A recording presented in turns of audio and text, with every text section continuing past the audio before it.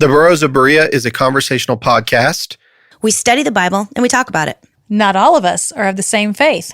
And one of us doesn't have a faith.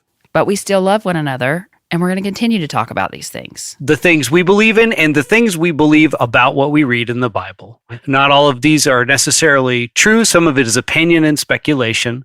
Thank you for listening and speculating with us. There you go. That was good. Yes. You are listening to the Burros of Berea. Well, welcome back to the Burros of Berea. I am Rick Welch, and to my left, back from Las Vegas, Finally!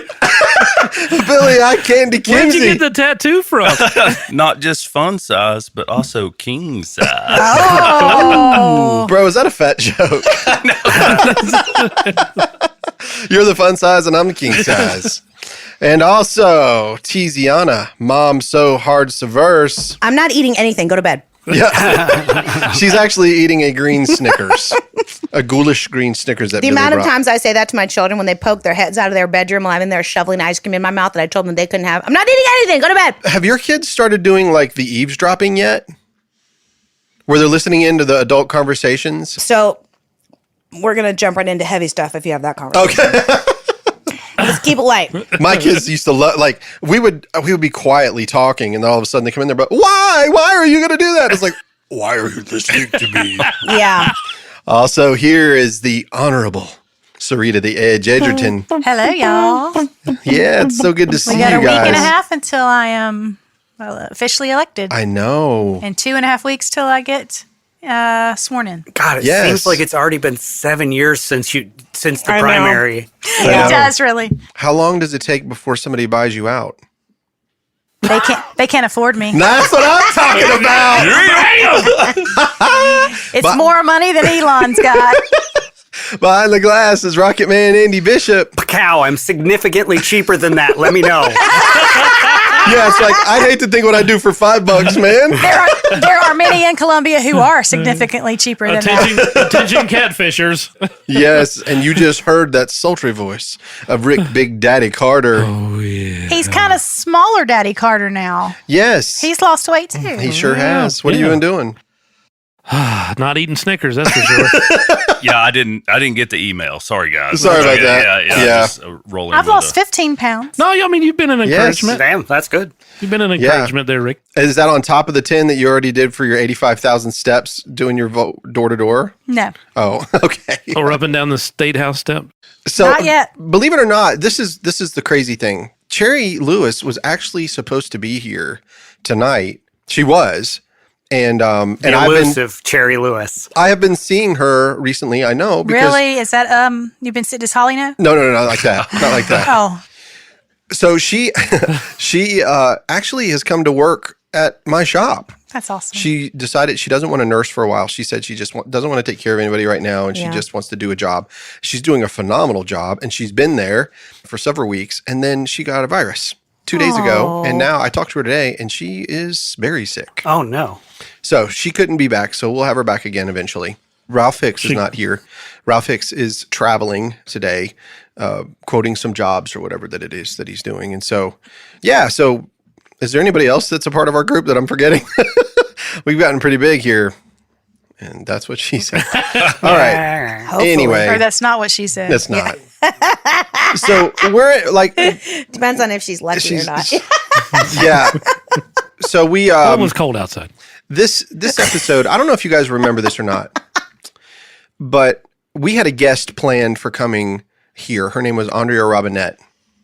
That was coming on that Thursday night, and that was the night that the storm was beginning here. Hurricane Helene was on its way, and she was supposed to fly, but her flights were canceled, and then so she made the decision to drive. Wow. She drove from Ohio and got all the way to Black Mountain. I totally forgot about She that. called me and I said, we're not going to the studio. You need to go to a safe place. And then I'll call you tomorrow. We'll see how we do in the storm, thinking that it wasn't going to be as bad as it ended up being. She got stranded in Black Mountain. Oh my God. That is exactly where I feared this was going. But listen, this is the crazy part. She's going to be on the show. We're going to Zoom call her in on the next, here in a couple weeks. Okay. Do you want to know what her education is actually in? Believe it or not. Disaster relief. Yes. Oh, wow. That is her education. That's wow. And so what she told me, she said She's like, I got some firsthand experience. she does. Also, and 10 because points she's for Sarita for guessing that in the well, first see, try. she's a missionary. Oh. And she goes to third world countries all the time who are Right. always in desperate situations. So that's always like disaster relief. Like imagine going to Haiti Well, after. Swannanoa and Black Mountain look like third world countries. So, Absolutely. and where she was, because she was at Ridgecrest, and that, it was terrible over there. And she told me, she's like, look, she's like, I know that I was coming to the Burros, but she's like, God brought me for something completely different. Absolutely. And so Yeah, she sounds stayed like. here for several days. And then she went back home. She's home safe. And she, I don't know if you remember, she's the one that lost her husband and her 2 children to the fire. So she's been through a lot of tragedy, but she came here in one of our biggest tragedies ever that I've ever seen in my life here, and was a help to people. It's phenomenal. Mr. Rogers says always look for the helpers. Yeah, that's good. And those are the people that you need to be with. So she made it home safe. I spoke with her, and she is going to be on the show, but we're just going to do a Zoom. Yeah. We're just going to do a Zoom and catch up with her and hear her testimony, but also hear about her experience. Well, for somebody here, I just want to say thank you to her for staying and helping and, Yes. Yeah. and making the best out of a Well, situation see, she has a that was daughter desperate. that goes to Montreat. And so she was going to visit her daughter. That's why she went to Black Mountain. And I told her, I was like, it's already flooding around here. And we hadn't even gotten to the hard part of the storm. It was Yeah. flooding here before the actual hurricane That's hit. right. Yeah. It had already started here because we got that outer band of rain, which softened up all the ground and all the trees, and we Yeah. already had flooding. We had almost record rain before the hurricane That's right. came. Yeah. Yeah. And what's really bizarre, guys, is it hasn't rained here since. I know. And now Oh, we're drought. actually going into a drought. Yes. Which, yeah, I'm kind of thankful for. Can you imagine if Yes. it just like, ugh. So that's what this episode's going to be about. Is we're Well, all going that to talk about our geologist experiences. that I shared Yeah. the YouTube video, he said some places got upward of 60 inches, but the rain gauges failed. The river gauges failed. So there are some places that he said they had to get upward of 60 inches. Which sounds insane, but this is what I learned. Fairview, which is just a community that's about 5 miles Which is from where my my house, sister-in-law lived. over 30 inches of rain in a 6-hour period. Yes. Yeah. That That's is crazy. insanity to think about that. So kind of put yourself in Noah's shoes. When we talk about 40 days and 40 nights of rain? Ooh. Forget about it. Yeah. Forget about it. Forget about it. So yeah, I just wanted us to share, our experiences of what, to inform our listeners. And guys, we had a huge, amazing turnout of people all across the country that have shipped in things and helped us. And I'll get into my story here in a little while, but I want to hear all of your guys' stories. And I want to hear, let's go to the left. Billy, do you mind going first? Sure. Hammer down, son. Hammer down. Okay, so I want to first start by saying my family's safe, my friends are safe, loved ones are safe, homes are safe. So we didn't have any damage to that. We did have some damage done to our business of the sawmill. The sawmill is located literally right on a river, so we have probably 400 yards of river frontage, and it runs parallel from the log yard all the way to the sawmill where we process logs, to the pallet shops and the resaw shops where we break lumber down and make pallets out of. So we know what Mills River will do. It usually takes a hurricane to make it flood.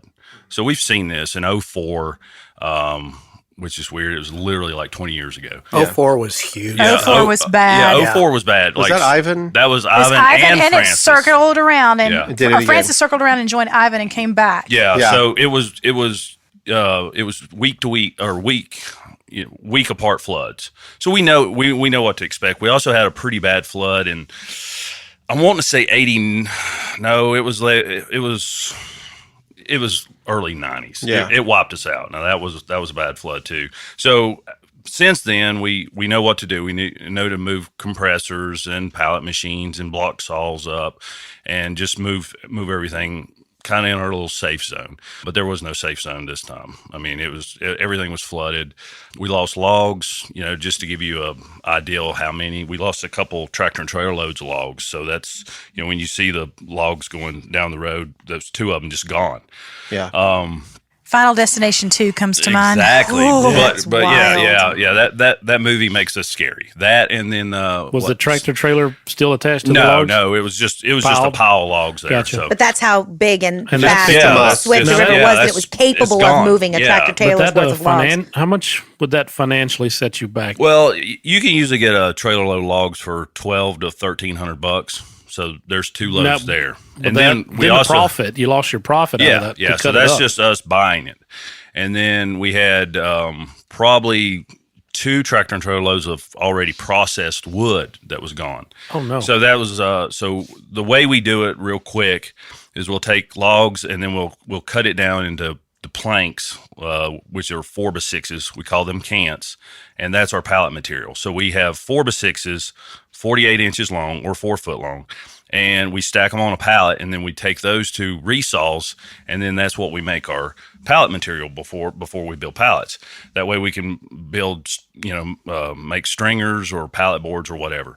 So I had 5 pallets of 4x6s. So if you can imagine, it looks like a big, huge stack of Jenga on a pallet. So those things will float. So we roughly get 100 pieces per pallet. So I had 5 pallets of them sitting there. We lost 4 of them. So that's 400 4x6s somewhere. Wow. Along with tractor and trailer loads of logs. So, and then just other random stuff that, we're talking about a sawmill that's been in business for over 45 years. Yeah. So you accumulate junk, as far as like logs that we can't use. Since we know what the river has done, we've kind of docked the river up so it doesn't come over. It gives us a little more spillway, but nothing stopped it. So as far as damage wise, I think I counted 41 electric motors that was underwater. So we had a sawmill that was completely underwater. Carriage, motors, hydraulic pumps, saws, blowers. How about your new pallet machine? It got it too. So we actually moved it to our safe zone, Which is a killer machine, guys. It's like awesome. so It is. We had it moved and next to the office, and there's 4.5 foot of water in the office. Yeah. Never had water in the office before. It's kind of on the high ground. So anyway, we just started. Luckily, my family's awesome, so we jumped in there Monday. My crew's awesome. What we couldn't get with a bobcat or a track hose, we shoveled, and then we started busting down motors. You just take the plates off, wash them out, replace bearings. So today, which is almost 4 weeks, we started actually back to producing pallet material. A month of not being able to produce month. money. Yeah. Just spend money. Not, Yep, Yeah, just that's spend money, crazy. clean up money. I've got a neighbor who is a retired electrician from Wilson Art, which, Wilson Art's a pretty big plant for people that don't know. He is super awesome. He's like a little genius angel that was sent. So he came up with his little meter and just started working, checking, so just to give you a rough idea, we have motors all the way from 5 horsepower up to 200 horsepower. And each motor has to have a starter. So if you've ever seen your breaker boxes in your home, imagine 4 of those is one starter box for a 200 horsepower motor.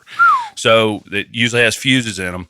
Now, sticker price on a 200 horsepower motor plus the starter to start it is about $22,000. So, you know this. I'm just. Oof, I didn't. Yeah, and that's just one. And we have 200 horses motors, one for the grinder, and then one for the actual mill itself. And then the chipper motor, we actually had to have it sent off. And then just exhaust motors, resaw motors, just motors everywhere. I learned more about electrical stuff in the last 3 weeks than I really wanted to know. But, Sure. We did it. So, but we're back at it. And, time will tell how much damage was actually done, because just the amount of sand and mud and grit and just a mess. There's for some, for a lot of people that had this actually in their homes, I cannot imagine this mess in your home. When I was driving by up to the studio, I drove by an apple orchard that was right by the river. I don't know if y'all probably came that way too, because we came from the same place. But you could see up the tree line where the mud stopped. Mm-hmm. It was beautiful green leaves and red apples, and then slate gray all the way. Every apple, every leaf, if it was still hanging there, was slate gray, mud, whatever color you'd call mud. Ecru, I'm not sure what you call that color.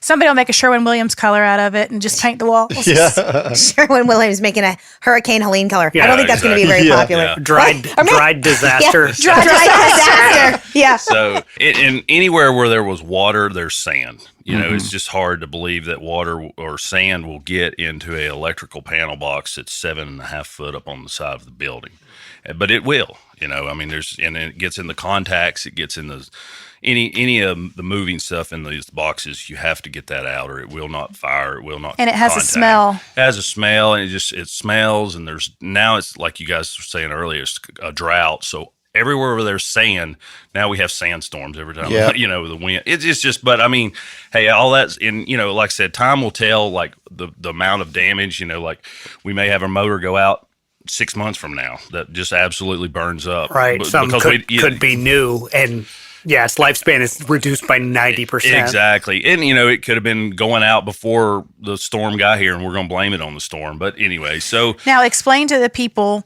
and I'm learning this as different business people have called me, how does your insurance, or does it help? Does FEMA help businesses, et cetera? We're not that far yet. I know we don't have. So all our stuff, we only had insurance on stuff that we still owed for.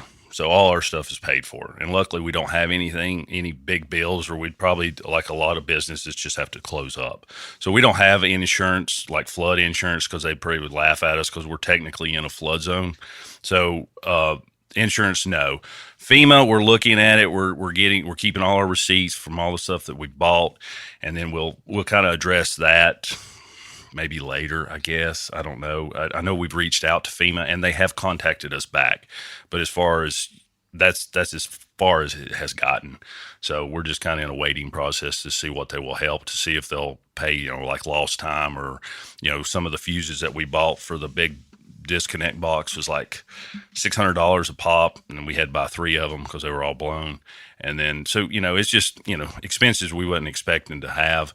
As far as our pallet customers, they've all been very understanding. Some of them was actually flooded out too. They have reached out and got pallets from other vendors, and they said, you know, some of my vendors, just one right across the street, actually on Shepherd Street, we've been in business for 30 years. So they said, you just let us know when you get back to going, and we'll, you know, we'll keep getting pallets from you. So it's, you know, it's just stuff like that. You know, so check also with your state small business association. Oh, really? Okay. Okay. Oh, that's cool. That will. They're actually helping more businesses than FEMA, where FEMA actually helps more individuals. Oh, okay. I'm not saying they won't help you, but Yeah. I'm saying I would make contact with either the Henderson County Small Business Association or the North Carolina Small Business Association, and see what their additional help is as well. Oh, that's good to know. I've seen that they've been, like, for me as a business owner, they offered like a SBA loan, low interest loan. But the red tape that you got to go through on these SBA loans is very, very rigorous. And to me, after I got about a third of the way through it, I was like, I'm not interested. I think I'm just going to sweat this one out, you know, and just make it happen. That makes sense. So, What about you? But we're back at it, and it just real quick. Like, my brother works for a construction place called Tanoka, and they're actually the ones that helped in Swannanoa replace the water line. Yes, that you guys have heard about. So I saw pictures of Riley up there. With with that big track hoe. Yeah. So that was pretty awesome for them guys to do that, because, you know, a lot of people just, you know, you flip the water switch on and here comes water. So what happened up in that area was right, Tiziana. Yeah, the North Fork Reservoir is what he's talking about. Yeah, so Jake was up there for that, and, you know, he said that it looks like a, you know, Israel or something, like a bomb had literally went off there. And so there's a water line, a 36-inch water line, which is 3 foot, that runs from the reservoir. Now, the reservoir is a 300-acre, pretty much a lake, and that's where Asheville gets their water. So, and he said there was a section totally gone that was like 150 foot long. So they replaced 180 foot of that pipe in like 2 weeks, I guess, to get water back That's on. Screaming. That is getting it. Yeah, because they actually had to build the road back to put the water line. It wasn't just like, I'm going to drag a water hose across through here and hook the water back. You know, he pushed off thousands of shot rock, thousands of tons of shot rock just to build the road back to get water to those guys. And those 80% of pipes Asheville, aren't they're not little PVC pipes. I think some of the pipe come from Texas. It's not like just running out to Lowe's and buying just pipe. I think there was a couple places it was literally like drove in or flown in to get to where they're at. So. Just a 3 feet around. Yes. I'm 5 feet tall. Yeah, so the let's pipe's think about almost, that. Yeah, Do you know what I mean? So and You're short. I know. You also But I mean, like the pipe is almost as tall. You know what I'm saying? Yeah. Like that's huge, Wow. like a giant pipe. You could crouch and crawl right to it. 180 foot. Have myself a little Almost, Shawshank 180 Redemption moment. 180 foot replaced, and like if I felt like it. and that's kind of like what I was talking about earlier with logs and other stuff that's just disappeared. Where does that go? Like where did that pipe go? Where did it end up? Who knows? Where did it end up at? So Somebody's house. Yeah. But and you've also got to imagine, not only do we have flooding from the river, but now when that section of pipe is gone, you have 36 inches of water coming from one end, coming from the reservoir before they can get it shut off. And you've got the backdraft that is also creating more flood.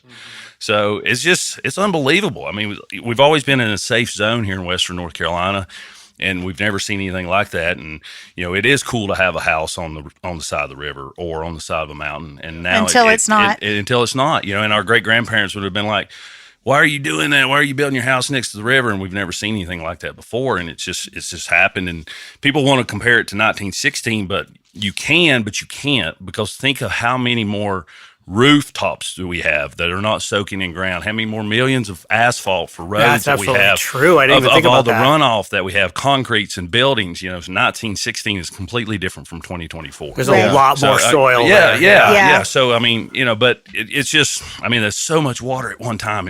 It's crazy. But hey, we're all here, and that's the main thing. So, Yep. but anyway, so that's my little story. Wow, that's something. How about you, TZ?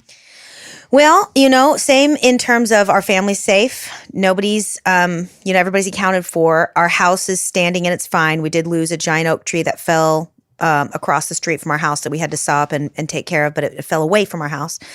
So that's good. My mother-in-law, a tree landed on her house in Tryon. She lives right on top of the Packlet River Valley, and that valley is just a mess of debris. I mean, a house across the street from her, she lives on top of a hill, hallelujah, but down the hill and across the river, there's just a little floodplain there where the Packlet River is. Beautiful farmland. A house was like picked up and moved down the street and like deposit. You know what I mean? Like, Yeah. and it's just nothing but just debris and just mess. And so she's got to have her house.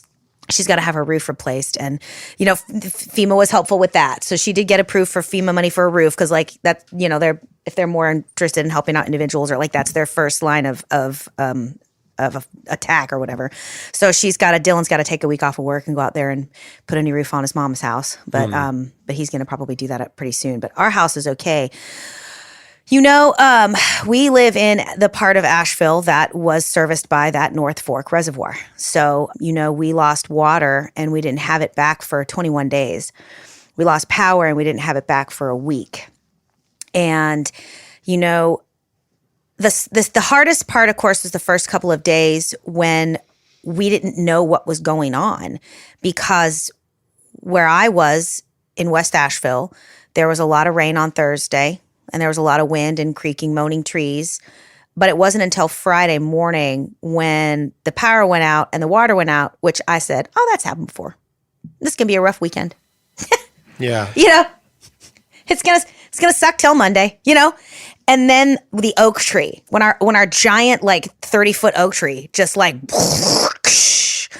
and I heard the baby cry because Dylan jerked her away from the window, and it scared her. I was like, uh-oh, that's not normal.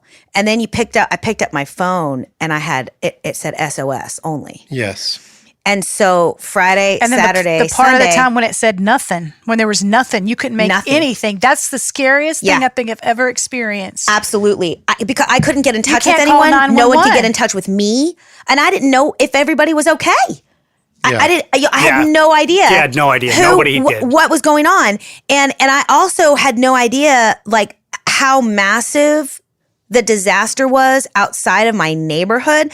I have 2 small kids. Like, I immediately jumped into like make it okay for them mode, right? So I'm putting up candles everywhere, and I'm, like we were so lucky. The people behind us, the people that live behind us, Scott and Crystal, are just the most amazing human beings on the planet. And they are, Scott can handle just about anything. I mean, he is definitely on my apocalypse list, right? Yeah. Like short list of people that I'm going to call I met a few of those first. people that they're definitely on my apocalypse His list. apocalypse rating is like 10 out of 10, right? I've got maybe a 2. I'm funny and I can cook. That's about it. And so... And you're 5 foot. Yeah, Come on. right, yeah. I can crawl She under can get into stuff. small places. Yeah. But I mean, he had a generator, so he gave us an extension cord that we plugged in our fridge, and everybody in the neighborhood just brought their stuff over to our house. And I just got a camping stove out, and I was making meals for 12 and 13 people.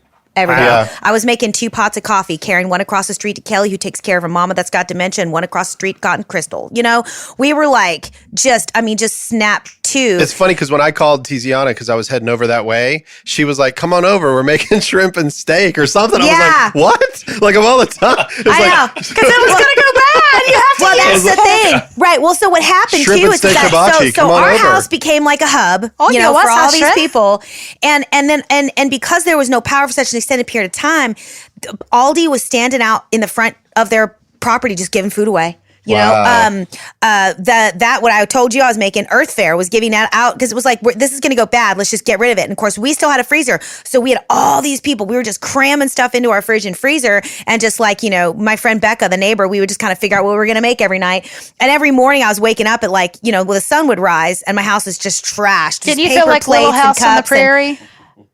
you know what? Waking I up don't at the think I felt sunrise? quite as gracious because I would wake up and my house was like a wreck because I couldn't clean any of it. I was At night making 'cause these it's dark. giant meals and then it was like dark and you know, so first thing in the morning and I'm like, I was telling somebody, I was like, I feel like a little African village girl that can't go to school because I spent all day trying to get water for my house. I had to like That was take me. these You told me buckets. that. Yeah. Yeah, find water, boil it, clean all of the kitchen, you know, and it's like just when I'm done with all of it, it was time to do it again, you know, and we had big fires every day because we were trying to clear the brush out of the neighborhood. People couldn't get out of our road because of that oak tree. So we had to get that figured out. I mean, it was just a lot. And like my neighbor across the street, her mama's got dementia. She doesn't walk anymore. So I go over there every single day and I help her get Sandra out of the bed. And I go over there every single day and help her get Sandra in the bed. And we got to put her on the toilet. We got to, you know, give her a bath. So I was, you know, trying to get stuff to help her take care of her mom. You know, fortunately, the power went out with her bed in the position that she needs to be in to sleep. Oh, God. So like, hallelujah. But she Think could about sleep stuff like that. But you don't think about stuff like that, right? Yeah. I mean, it's so it was just like pure survival mode for like, you know, a week and a half. And I mean, I would wander around my neighborhood trying to catch a signal, and like all of a sudden, I remember this one day. I all of a sudden I got 42 texts and 9 voicemails all at once. Yeah, I remember that. I was like, what? You know? And it wasn't, and we went out Saturday. So on Saturday afternoon, I'm like, okay, I had heard, okay, you know, there's going to be a bit of a storm. So I'd like gone out and got like toilet paper, you know, but I didn't think about like the cat food and, you know, and we had caught wind, right? Because other people had skittered out and like come back to let us, you know, give us news of the world. And so we went out to me and my went friend to Becca. town. We went out to town. Well, we heard that the Brevard Road was still open. The Brevard, Ingalls on Brevard Road, which I don't even have a lot to say good about Ingalls. That's a whole different situation. The way they've handled this disaster, in my observations, has been pretty atrocious. I will try not to shop there if I can help it from now on. Yeah. But that's a whole other conversation. But they had this one that was open. So we went out there. I mean, and it was like a terrible game of Frogger just trying to get there. I mean, trees down and like, and light poles everywhere. And the scariest part about it was like, we went out and there was not a single emergency vehicle, not a cop car, not an ambulance, not a fire truck, not a Duke power truck, nothing. All the lights are gone. All the lights are out. And there is nobody doing anything about it. And I was like, was the part that was the most eerie. We got to the Brevard Road, Ingalls, and they were only letting, it was a long line to get in, 10 people in, 10 people out, cash only. And when we were standing in line, all of a sudden the voice came over the loudspeaker and I ran up there to listen. And they were saying, just when you get out of here, just get your head down, get in your car and leave, get home as fast as you can. Everything's fine. But there was an incident involving a gun, and we were all like, whoa. So, now I don't know how to explain this to anyone. If somebody's a Gen Zer out there that can figure it out, let me know. My phone, Verizon, had no service for days. I would turn it back. People were like, oh, turn on, data roaming and then turn it on and off again. I know that. Yeah. Okay, I'm not that dumb. But like, it just no service. But my friend had AT&T and her phone worked fine the entire freaking time. Yeah, AT&T lost it Sunday, I think. But from what I heard, there was an actual landslide that took out a Verizon tower. I heard they took out 2. Okay. Yeah, okay. so that's why that was the problem then. That was, yeah. Yeah, because she was fine. And then with the shortage, well, not shortage of gas, but places that were closed, the only place that were open was Sheets for gas. And so you take away cell phones, gas, and power. Oh, it's total chaos. And water. And water. Exactly. So fast, right? So she got her phone out when I got back there and I told her, I was like, apparently there's an incident at the gas station and like, we're not, so she like hopped on like Facebook or Twitter or something. And the manager of the gas station had to like defend the place and like had shot an AK-47 into the air to chase people off because I'm running out of gas and everybody was like, crazy. I heard about fights at pumps. Yeah. Oh, it was wild. Yeah. And so, for me personally. I just want to know why there's an AK-47 there. I'm sure it was an AR-15. Or something. Maybe it was an AR-15. We can't have AK-47s. Yeah, but AR-15, the English manager needed his AR-15 to protect It's going to look like an AK-47 to somebody who doesn't. Who doesn't know? And I didn't see it.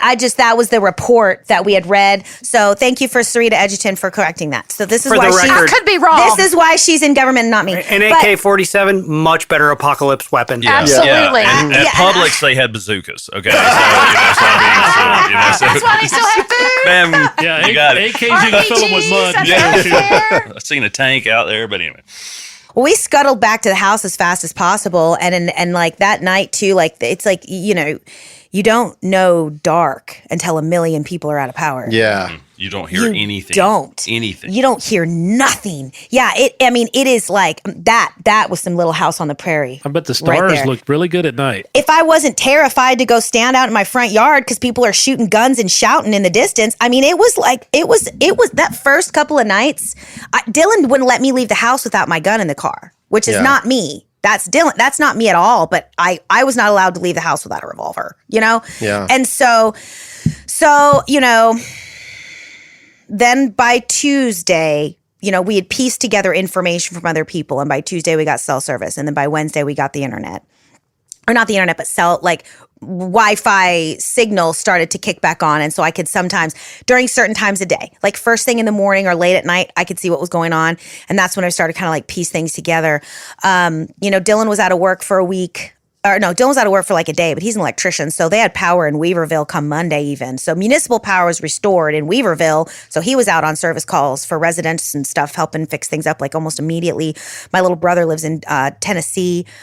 He came down to visit when he was working in McDowell County, and the pictures he would show you. So his company is like he works for like an industrial landscaping company. So they build Dollar Generals and build the retaining walls and stuff like that. And they hired them immediately. Like he was messaging me Friday morning on Facebook, like, hey, are you okay? And I was like, why? What's going on? He's like, we just got a FEMA contract to start clearing roads. And I was like, what? Because that was, again, before I had really understood what was happening. So he came down and was showing me pictures that would just make you, cars with big old orange signs on them and DB on it. And, they found, he's personally found a handful of bodies. Wow. Yeah. And, damn. Yeah. And I'll say this too, like there was like, this is going to make me cry. I'm going to try not to because I don't want to but when they were out there working, he worked the first 48 hours without sleeping. He was clearing state roads. They show me photographs, look like a driveway. Because it was just, how like a driveway will be all, an enclosed driveway will have all the trees and limbs on the side. And then just all dirt driveway except for where the tire tracks are. And I was like, oh, where's that? He's like, that's a state road, Wow. Crazy. And he came inside and he had a bucket. And I was like, what's this? And he like popped the lid open. And while they were out there working, a bunch of people came by and started handing out these like Lowe's buckets to each one of the workers. And we're like saying thank you and God bless you and stuff like that. I know. So we popped open the bucket and it was like sweaters and snacks and a hat and a solar shower and a card that was drawn by the 3rd and 4-year-old classroom at like Boger Baptist Church. Oh. And like me and my brother just like burst into tears. And it was like this little Andy. Andy wrote my little brother a card and said, we appreciate the work you're doing. We know you're working so hard. And like, I don't know where that church is, but it touched my little brother's heart. He felt that in his bones, you know, and so did I. What was the name of the church? It was Boger? Boger, I think. Boger Baptist Church. You can't remember how to spell it? Boder, yeah. Okay. I Googled it, I think, at some, you know what I mean? But it was just like, because it's scary. He's driving a skid steer down roads and across and around bends and stuff that, like, he showed me this one picture and the skid steer had actually like tipped in and had fallen out. And I was like, oh my gosh, were you in that one? He was like, no, my friend was, but like, it's terrifying work, you know? So he's been doing all of that, but you know, us, it's the hardest part again for me as always, and is just how do I make this as normal as possible for the girls? Nighttime before we had power was really scary because it's so dark and that's so unusual for them. And I was trying to I had a little red tea light candle holder that reflected into their room about the same color and brightness as their normal nightlight. So I would light that every night. But, you know, their whole routine is just, you know, they can't take a bath. They can't brush their teeth. They can't do all these things that are normal. We started figuring out how to give them a bath in a Blue Igloo cooler. Where you would just heat up buckets of water and pour it in there so they could at least have some semblance of normal, you know.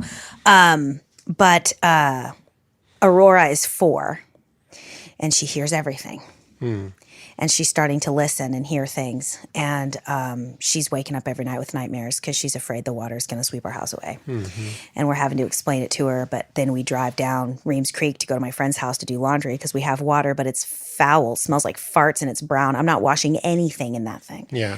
You know, sometimes it's better than others, but it's like we can flush a toilet now, and that right there takes a lot of time, gives me a lot of my own time back because I'm flushing the toilet for 4 people. Right. You know? God. You know, and so that gives me a lot of time back, you know, and I can at least rinse the toothpaste down the sink now, you know, but I mean, I can't wash anything and I certainly can't wash the girls. But we're driving down Reams Creek and it's like a tractor trailer slammed into the side of a shipping container. Yeah. You know, and the road to the bridge to this housing development is just completely washed out. And Aurora's just sitting in the back seat going, Mama, people lost everything. And I'm like, yeah, they did, sweetheart. And she's like, some people even lost their fridges. I said, yes. Right. Some people lost their fridges even, honey. You know? And she's she was hugging trees that fell down and saying, I'm so sorry you had to die and stuff like that. I mean, it's been really hard trying to navigate this with her. Yeah. You know, because I'm like, honey, did our house sweep away in the river? And she's like, no. And I said, that's because we're on a hill. Honey, even if that exact same storm happened, our house would not sweep away. Yeah. And she goes, yeah, but what about the trees? And I said, I know, honey, and all of the trees face away from our house. That's the way you look at their roots. Look at the way that they lean. They don't lean toward our house, okay? You know, and I'm just trying to explain all these things to her and trying to, you know, but we're exhausted because she's waking up screaming and crying in the middle of the night, which of course wakes up the baby. I was up with Jubilee last night from 2 a.m. to 4 a.m. because you interrupt a 2-year-old sleep cycle like that, and she can't. And then, of course, everybody's super cranky in the morning, and everybody's resilience is low. And I don't want to eat that for breakfast. And you know, and I'm trying not to lose my patience, whilst also still trying to figure out how to wash myself and them and all the things, and cook and clean with limited water. I'm set up all these infrastructures. So I had a minor meltdown. Not even minor. I had a total meltdown yesterday. Today's much better, but that's the hardest part, I think, now is just and the thing that you may not be talking about that I got to witness from you is understand that she's a mother of 2, she's a wife, she's doing all this work. And then I'm watching online how she is stepping up to the plate and turned her own garage into a facility for distribution and taking stuff to apartments and people that are in need. So there's that side of you too I know you wouldn't mention it, but that was awesome. And you were on TikTok and informing people when you got a chance. That was really good too. And I wasn't going to get into all of that because it's like that feel very much like tooting my own horn. But like you're not tooting your own horn. That's what you did for your community. Yeah, it's important. It was good that I got a little traction on TikTok when I had made 3 social media posts. I couldn't get in touch with anybody. Nobody get in touch with me. I didn't have reliable signal. So I made an Instagram, TikTok, and a Facebook post just so that as many of my family and friends as were in all of those places could get the information. I went to sleep with 179 followers on TikTok, and I woke up with 11,000, excuse me. Yeah. 11,000, but still that's a lot. Yes, I woke up with 11,000 and I was like, whoa. And all of this information, people start flooding in. They're like, what, let me send you money. And I'm like, nope, absolutely not. No. What I'm going to do is, and I contacted the 2, I've done work with ABCCM, Asheville Buncombe Christian Community Ministries. They're a great organization, and they have consistently focused on serving the underserved in our communities. They have a wonderful veterans program. They have a wonderful it's called Transition Village. It's a homeless shelter for women and women with children. And they are in a relationship with AB Tech, so these women can get an education before they get out. They do a ton of really good work. So I had reached out to them. This guy's name is Corey Holloway, and he gave me a wish list. So I started just posting that on TikTok, and then we found out that some low apartment complexes in our neighborhood weren't getting services yet. And so that's when I just started all these random people. I was just like, bring it to my house. And so then me and my friend Keisha drove half of it out to this one apartment complex and half of it out to this other one. But by the time Thursday rolled around, all of the supplies, that's where the cavalry had arrived. Yeah. So I think I did all of that. That was all Tuesday, Wednesday, Thursday. And by Friday, I think of that week, the day we got power back, that was the day that everybody kind of started getting power back. And that was where there was there was a lot more centralized locations for food pickup and for water and stuff. And so I took a step back from that piece after that. But that was a really interesting period of time there. I was able to just direct people towards organizations that were doing a lot of really good work and hopefully, hopefully bring some stuff in. I mean, it's hard. I mean, I was out of work. The hardest part that's weird, and people don't think about this stuff when you move over to a cash only society, right? We have WIC, and we depend on WIC for milk, bread, eggs, cheese. We get $76 worth of fruit and vegetables in WIC, and that is a huge part of how our family survives, right? We also get $40 a week to spend at the local farmer's market on fresh fruits and vegetables. I meal plan and structure my entire meals around that. I use every last ounce of that WIC. How can you get that if you can't run a card? Right. And how can you get that? How can you utilize those tokens when those farms are not showing up at the markets? And because they're underwater. Right. Or they're recovering, or they can't get out. Lost some stuff. Yeah. Right. And so, it's I mean, it's WIC only, well, you can't just walk into a grocery store and buy anything. First of all, you can only go to certain stores. And Ingles was cash only for the longest time. Ingles and Food Lion are the only 2 stores in my neighborhood that I can take my WIC. I can't just go any old where. It's not like food stamps. And then you can only get certain brands. And so when those brands weren't available, then you can't use it either. And they weren't. And so there was a couple of weeks there where we were like, ugh, but then we got the $750 from FEMA. And so that sort of was okay, that recouped my loss of work, and that helped, kind of recoup the cost of how much extra money we were spending on things that we're not used to spending money on.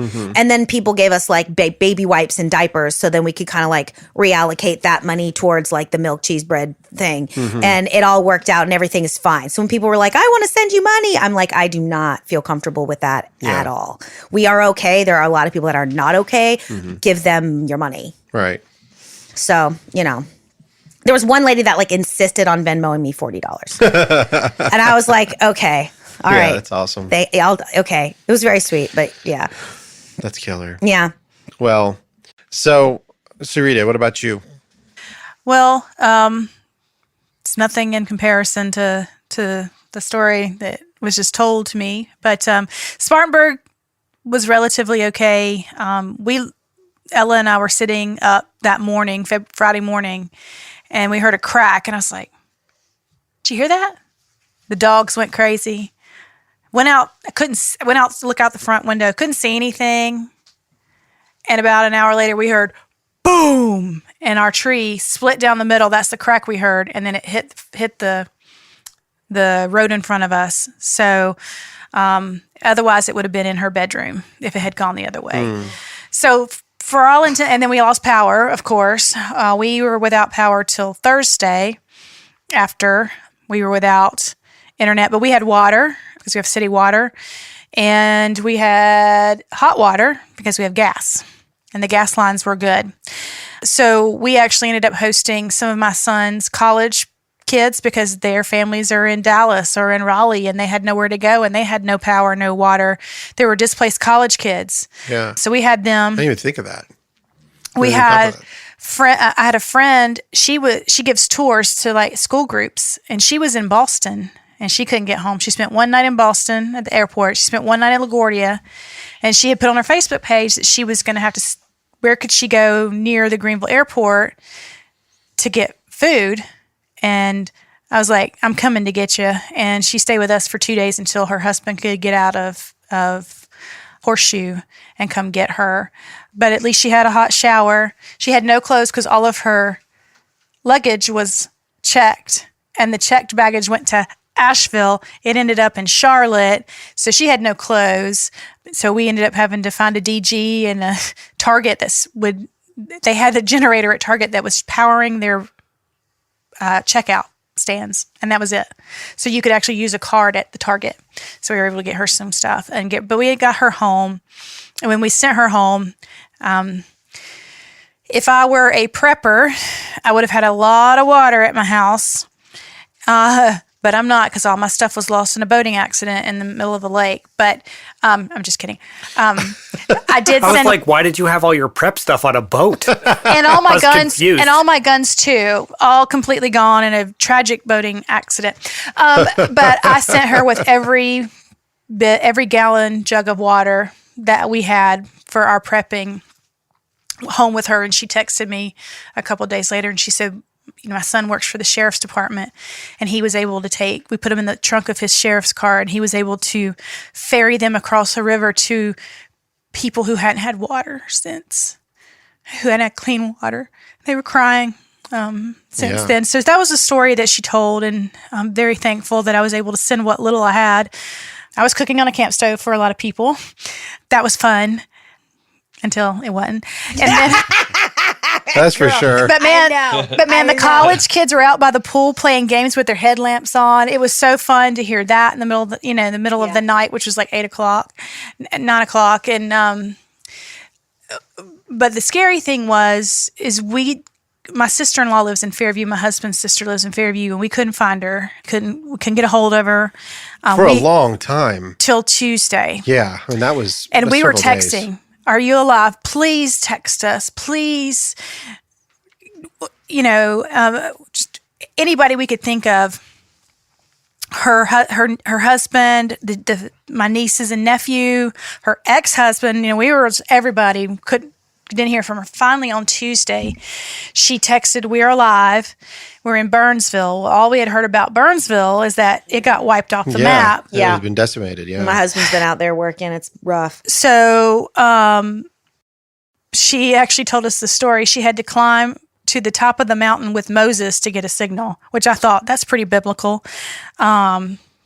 His name was Moses. The guy that walked with her to the top of the mountain was named Moses. Oh, I was like, is that her dog? It's a real person. Some random person. Yeah. So, but yeah, at least we knew she was alive. So my father-in-law was going up there. So my son and I went up there to her house and met her. And she lives in Fairview next to Cane Creek. And the water line was at my head or higher on the second floor, and the mud line, and everything she owns is covered in mud, diesel, slime, and mold. And we're in there. This is the Friday after, and mold's already growing everywhere. We had to wear N95s, but the ones who had some breathing issues were the ones with the respirators on them. But even then, you could not. That picture of you with yours on it was gross. Yeah, and I had it done because I kept touching it because I couldn't breathe. Right. You'd have to go outside. Yeah. You had to go outside every few minutes. We were in there about 30 minutes. She looked at me and she goes, I am so tired. Yeah. And I was like, I can't even imagine having to sift through the contents of my life. Imagine. Her oven, when they first went in there, her oven was open and a dining room chair from the dining room was in the oven. Oh, wow. Yeah. And her diesel tanks were emptied. So that was everywhere. And you could smell death. We were it's right near the entrance to Chimney Rock. Yeah. As a matter of fact, just past her house, it was cordoned off with people with big guns and big Humvees, and they were you couldn't get in Chimney Rock. But she and both my nieces and my nephew are okay. It was a total loss. She had flood insurance, so she'll be able to recoup some of what was lost. And the house in Burnsville, when we drove up there, that little holler was virtually untouched. There was one little piece of the road out just past where you go up to their house, but otherwise it was the most spectacular view. Everybody's house was okay. There weren't any trees. I mean, Spartanburg looked more like a war zone, but just over the ridge. Yeah. In Burnsville, Spruce Pine was disaster. Yeah. It was, and you could see the vultures or whatever, buzzards or whatever, circling and Turkey. I think we have turkey vultures. turkey vultures, yeah. And of course, the helicopters all going constantly, just helicopters back and forth. And so that was just being thankful that she was okay. She has a family that can help her and that the children were okay. The little school that my nephew goes to, he's not little, he's 10th grade, was moved 6 feet off its foundation. So they're having to use the upper school, which is where he goes, for the little kids and the big kids. So they have to kind of alternate. That's a minor inconvenience, but we had other family members who lived in the Black Mountain Girton area. Didn't hear from them. She has a 4-month-old baby, and we were getting so worried. And so I had seen on Facebook, Twitter, X, about the United Cajun Navy. And I called them up and I said, here's her address and here's the coordinates. And they rescued her by helicopter with the baby who hadn't had formula for about a day and a half, 2 days. Oh, my God. And, but rescued her, took her to the hospital in Hickory, and they're in Raleigh and they're safe. The mother's safe. Then the grandmother that was also with them is safe. We don't know about their house. I don't know if it's livable, but that was an interesting story. The United Cajun Navy, boy, them Cajuns, when I go to Louisiana next time, I'm going to buy them a drink because they did a lot of good here in Western North Carolina. So those were two pretty heavy stories. And my husband's a land surveyor, and their crews their main office is here in Asheville. And if you think about the kind of damage that was done, people lose property lines. Roads have to be resurveyed. So you think about the road that your brother just cleared. Yeah. In order to rebuild it, you have to you have to resurvey everything. I mean, it all has to be done. And they sent my husband a message. They said, we just came upon a dead body. What do we do? Yeah. And so they were coming upon that. And one of his coworkers, her dad is a mortician in South Carolina, and he was called up to help because the coroner was just absolutely overwhelmed. And some of the smaller counties don't have coroners. And so they were saying that you saw the damage that was done to homes and cars and trucks.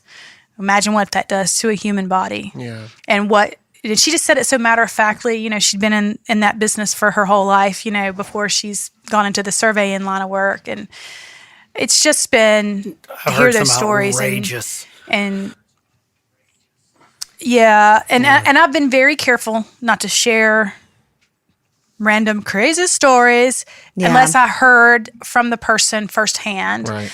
A girl I went to high school with was helping out people in Buncombe County in apartment buildings building these little toilets out of Lowe's buckets, and I watched her do that, and I'm just amazed. I was like, I went to school with that girl. I'm so proud of her.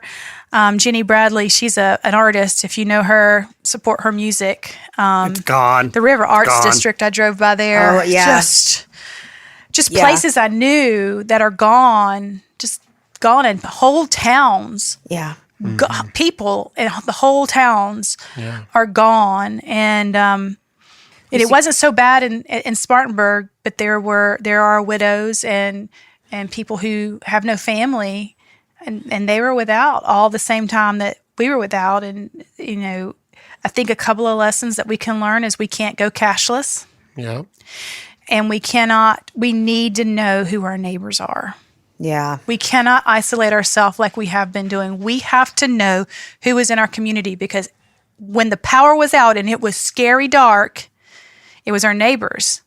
There were no police coming to get y'all. Mm-hmm. And we didn't have it that bad here where I lived. But there was no police coming to some of these places. Yeah. Because you couldn't even call them. And there was a little bit of time in Spartanburg where we couldn't call 911 either. And we got a notification, hey, 911 is down. I was like, nobody have a heart attack. I mean, that is, what do? You just die. Yeah. And that's 125 years ago. That was probably the same thing. You just died. This episode is brought to you by Supply Chain Solutions. Supply Chain Solutions is the third-party logistics company providing small to mid-sized businesses an outsourcing option focusing on warehouse management, customization of products, assembly and packaging of goods, and has the ability to meet business-to-business and business-to-consumer fulfillment needs. Supply Chain Solutions continually strive to be their customers' most highly valued partners for quality, delivery, responsiveness, and customer service. To learn more about Supply Chain Solutions, you can visit their website at www.supplychainsolutions3pl.com. That's www.supplychainsolutions3pl.com. And now back to the show. So, yes, some valuable lessons learned, I think, but... Oh, man. So Billy's going to have to leave us. Yeah, I got to slide out. Before I want to go, though, I did talk to some of the line guys, and shout out to all those guys. Yeah, the linemen that came in. Yeah, I mean, so when... Canada. Yeah, so the ones we talked to were doing our road in the sawmill, and they were from Indiana. Hadn't been home for 12 days because they'd went to Florida, got Florida back online, and just come up here. And then they went back to Florida. Yeah, exactly. So, I mean, those guys, I mean... and they even when we were cleaning up the sawmill, they drove by and they offered us water, and we're like, no, we need to give you water. So hats off to those guys. Big shout out to those. But I hate to run, but we love you, man. Rick. Yeah, it's great to see you. It's good to see you. Glad you're okay. It's great to see you. Really, it was really eerie. Because I texted the Burros thread, and the only response I was getting was from Carter, and I was like, it was just me and him, and I was like, where are they? Yeah, we'd reach out. I mean, that's kind of the hard part from us. And I mean, I know my turn will come, but when you reach out to your friends that you know that are there and you get nothing back. Yeah. And there's nothing, because I'm getting, my reports are a lot more quick. Yeah, we were getting a whole bunch of stuff. A lot of stuff. You're hearing about what's going on, but you don't know what your friends are doing. Yeah. Yeah, and then, And then when we finally got something back, and then I think I heard from you, Rick, at first, and then Sarita, and then it was like Parson, and I think Billy come in, said we're fine. It was a quick message, and then you would message out again, is everybody still okay? Did you need anything? And it'd just be kind of dead. But anyway, that's cool. Well, Billy, go on. All right, I'm out of here. Get on out of here, Happy pal. Halloween, guys. Yeah, happy Halloween. You too. Happy Halloween, you little wiener. That Billy is one good-looking guy. He sure is. I feel We don't call him eye candy for nothing. Listen, man, every time I see him, it's like I think that he's just getting bigger and bigger and bigger. He Big, strong boy. He is. He's been lifting a lot of stuff. Yeah, he's been lifting motors and sand and lack dirt. of food. Lack of food.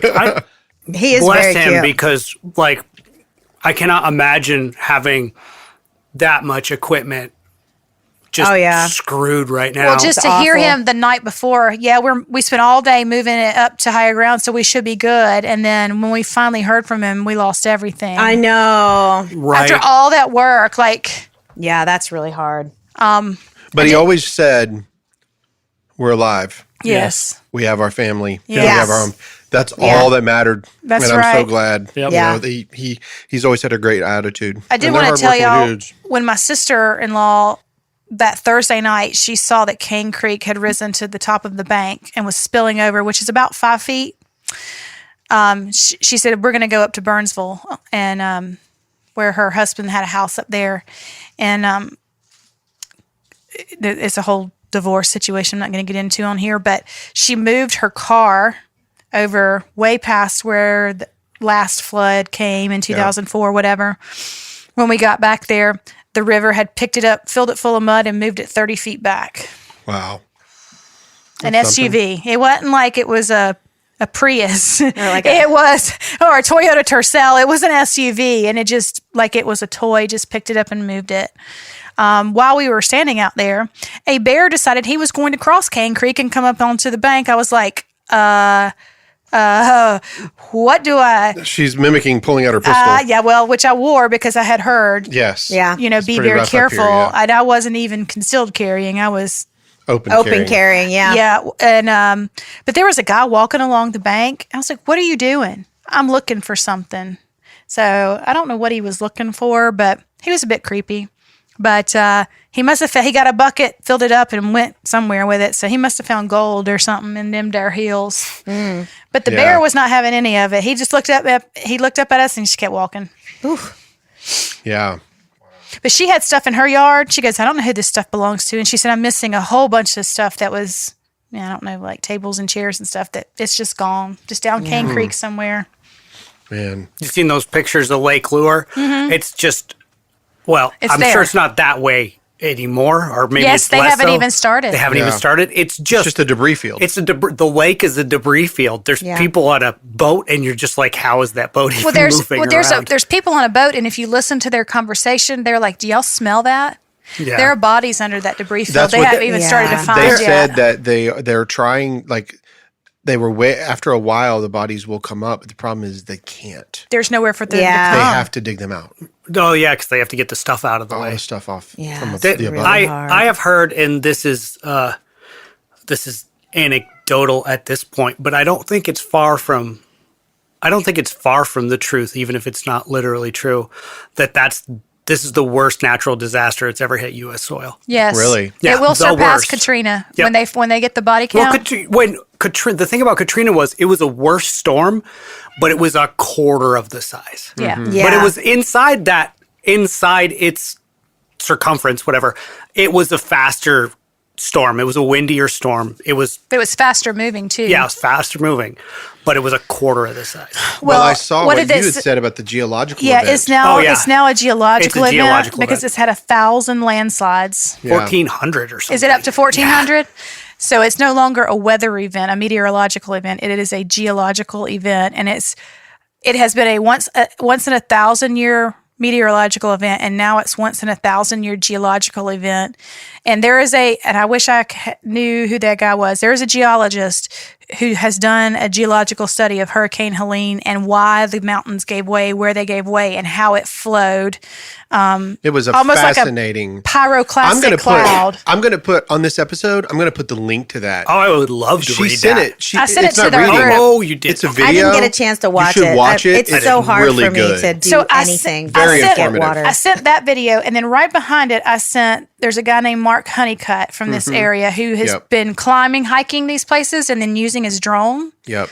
And he took I've that seen some of video, those. Yeah, they're really amazing. the geological video, and he droned and hiked the video. Mm-hmm. So you actually saw what the geologist was trying to show us from the satellite map. You saw it from a real human perspective. Yeah. So if you can put those back to back, that's absolutely, it'll tell you, because the number one thing you hear people say is, why didn't they just leave? There was This has nowhere never to go. This has Well, never happened before. and there's We've never nowhere to go. and there's nowhere to go. and it's And one you've of- been less safe on the roads. They didn't it- evacuate us. we knew there was, but nobody even knew. Like Right. land. Okay, so I knew this was going to be extra bad. Like Yes. people are saying, like it kind of surprised me. I knew it was going to be extra bad because. Like they were talking, we had that one front that was heading north, and we had the hurricane coming up and they all turn counterclockwise. So the left side of the hurricane, which was spinning south, was going to hit the side of that system that was pouring on us already. Yeah. And it was going to like kind of just kick it up. So it moved real fast over land for a while because of the way they hit. So you knew there was going to be like a lot. I mean, nobody could have foreseen this, but you know it was going to be bad. But did one person here think, oh, landslides are going to be everywhere? They're going to take out people's entire homes. Yeah, neighborhoods. Chimney Rock is going to get swept away by the river. See, that was seeable. That was foreseeable, actually, because 2004 was way Rocky less Broad water, and that river hopped and destroyed houses in 2004. It was way smaller. Right, it wasn't that many at all. I didn't think the entire city was going to be swept away. Yeah, when people were like, Chimney Rock was destroyed, I was like, I remember when in 2004, you could hear the boulders rolling down the river in Chimney Rock if you were on the right side if you were on the side of Hendersonville that was near it. Yeah, you could hear it. Yeah. I lived out Sugarloaf. So when Chimney Rock, I was like, ew. That's whenever the restaurant Krabby Bill's was taken out. Do you remember Krabby Bill's? Yeah. But this time though, it's so much worse, like 10 times. Yeah, worse. like it took out all of them. Yeah, I was watching. The Tiki Hut and all that stuff's gone. There's certain meteorologists I watch on X, and he kept saying, "Y'all, this is going to be bad. Yeah, y'all, this is going to be once in 100-year storm." He kept saying it over and over. So on Wednesday, I went and filled my cars up. Yeah. That's what my mom, and then, fill the bathtubs up, that kind of thing. But I didn't do that because we have public water. But my husband did not go fill his car up. So day 5 or 6, his car was almost out of gas. Yeah. But we had no other way to charge any of our stuff. It was in the car. So, our church and several churches who got power back quickly, were allowing you to come to take a bath or a shower, not a bath, and charge your equipment that you had. But we were able to do it in our cars for all the people that were at our house. But by the time we got power back, just from running my little car, half a tank of gas. I know that doesn't sound like a lot, but that's a lot just from sitting in the driveway charging up batteries. Yeah, like a week. That's what it takes me to get to Columbia and back from my house. I tested it the last time I went to the State House. Wow. So that's a trip to Columbia back with no power. Wow. So and that's Did you just run it charging. with the hood open? No, should I have? Oh yeah. Oh, the heat. Yes. Never thought of that. I don't think of that. Never thought. If you leave it, if you'd sit in one spot for idling for a long period of time. Now, understandably, it's got electric fans that'll cut on and off, but just in case for safety wise, you leave the hood open so that it allows that extra heat to get cool out. off a little better. I did not know that. Thank you, I never Rick Carter. thought of that. I did not know that. Your apocalypse rating just bumped up by half buddy. a notch, sir. And what about you, Rick Carter? Actually, Did you skip Andy? No, I'm going to go to Andy. Oh, okay. There was a couple lawn chairs in my backyard that flipped over, and I said, "Oh, we will rebuild." Did you lose power? Not at all. Oh, wow. I'm for everybody. I'm 2.5 hours away from Hendersonville. Rick is he's devoted. The man shows up. Yeah. So I'm being 2 hours after wait, despite the fact that it hit hard here. And one of the bigger things that the meteorologist knew is the way that the jet stream was running that cold front. It basically grabbed like a tow line to the hurricane and snatched it right up from the coast. Mm-hmm. And being that and took massive amounts of water from the Gulf with it. Typically, when we get affected by hurricanes coming from that direction, it's so much more slow getting across the land. By the time it gets to us, it's nothing. Yeah, it's lost all its power. There's nothing there. But when you had a tow rope to snatch it up to us within an hour, it still got every bit of the strength it had when it hit the coastline. Mm-hmm. So it didn't lose anything. And it had all the moisture that was getting fed by the jet stream. It was a perfect storm. It was a perfect storm. So, and then for Columbia, a lot of neighborhoods, there was a lot of power outages, a lot of internet outages because of heavy winds. There were some areas I did watch on one of my radars, and one of the guys that I watch, kind of a shout out to his name is Ryan Yall. Ryan Yall Hall. He's a guy that watches stuff. There was a tornado that was actually headed towards my house from the direction it was coming, but it dissipated, and before it got near enough to me, Augusta got hammered hard. Aiken was really hammered hard. Greenwood area was hammered hard. And like I said, the Columbia area with a lot of big trees. They were hurt hard by power. For me, amazingly, the power flickered a couple times around 7 o'clock, and then that was it. Other than the heavy wind, I was fine. And so when it was all said and done, again, I'm thinking of you guys because you're up here, and I'm getting all the reports from everything that I hear that, what's how bad it is. Yeah. I mean, that it's dark, and I had some somebody that was giving me basically first person information of what was happening, especially in Black Mountain and Santa Noa, and kind of the thing where we all know disasters because we see them all the time on TV and movies. We've lived them. If anybody can remember a show that it's only been one season, it's called Last of Us. It's on Max. It's a really good show, worth watching, and it's an apocalyptic kind of TV series, and it kind of shows some realism of the fact of, it's spiced up a little bit with zombies to some extent, but the more struggle. Thank God we didn't have to deal with that. The struggle that was more impactful in the episode was the people, each other. That's definitely about people. Yeah. And so when you're getting first, you're getting videos back of driving through those areas, and it's literally you look like you're, like it was said earlier, it's Iraq or it's a war zone. And then you're getting the report from the local people that, as they're trying to bring supplies in, it's like, look, don't be here when it gets dark. Right. I mean, are you carrying? And people being rescued on mules, Yeah. donkey. I was like, yes, the asses are winning, but like horses, we're transported back. yeah, We're transported back to mule packs. Yeah. In some of these places. I mean, so it was pretty. I really skated this one. We got affected a few years ago in my area. 2015? Was it 2015? But the 27? rain that hit our area from another system that basically was like a fire hose from the coast all the way into Columbia, and it affected multiple areas because local ponds and smaller lakes aren't used to that water, and it just busted a bunch of local water, and then it just flooded areas. And typically in the same thing, like up here, you're technically in a flood zone because of the way the tributaries and those little ponds feed off, but you don't. But practically, you never see it. It's not on the top of a mountain. You're not. But when your house slides out from under you, when the local ponds, like 3 of them, break loose because it's rained for. Oh, that's an interesting. So all of that flood water that came from here destroyed a bunch of stuff on its way to the ocean. Yes. It had to go all the way there. It has to go there. And and it did what it does. All the way down. Our major river in Columbia, it was the highest I've ever seen it. It was all the way up to the bridge that crossovers Saluda River, and I've never seen it that high.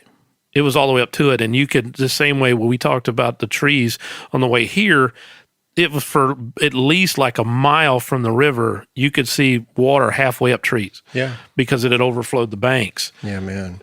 So, I'm trying to make light of a story because of my little, skip. But I did. I called you. You came down. I met you. Got you. I'm going to get into that. I'm going to talk about Rick Carter. Yeah. Nah, I'm going to brag on you, bro, because he really helped us. We really needed it, and he stepped up. And then, I work for a company that has a convenience store up here in town. We've only got one. We talked about doing more, but the local area to build in is a little difficult, a little expensive. But we trucked in a generator and got it hooked up and got the store operational. I don't know if I think everything, as far as I know, was operational as far as running cards and stuff like that. Because as long as we got power, we can manage the rest of it. As soon as we got it running that evening, somebody stole all the fuel out of it. Yeah, stole all the fuel out of the generator, so they couldn't run the store. That was running. Oh my gosh. That was running. You know what? I'm not quite surprised, I guess. So, so crazy. But that's the... People were still in generators. Yeah, of course. Yes. It's all right, so here's something else as far as the thing that you have to be concerned of when you're thinking about prepping. When you have a generator hooked to your house and things get apocalyptic at nighttime, turn You're it the only off. Don't have it running. Yeah, because it's We loud. turned it off as soon as the sun set. We turned it off, and we didn't open our fridge until the morning light. Because it is like you're sending out a bat signal. Yes. You turn it off, y'all. We had we didn't have any of that problem wise, but we had 4 generators in this neighborhood, and all of them were running it all. And we were just like, it's so loud. Oh yeah, well there's that Well, too. they do have some newer ones now at your local Harbor Freight that are designed to run. They're really quiet running, even though I know the Hondas are really. Some of the Hondas are really quiet, in but order they're to expensive. In order to run a big house, Honda doesn't make one big enough. Yeah. Okay, yeah. So there's a line called Predator that's really good, and it's quiet. The only thing I don't like about it, it's so well insulated. Consideration the car situation with it, an engine running with a lot of this insulation on it, it's super hot. Can it stay cool enough and last long enough?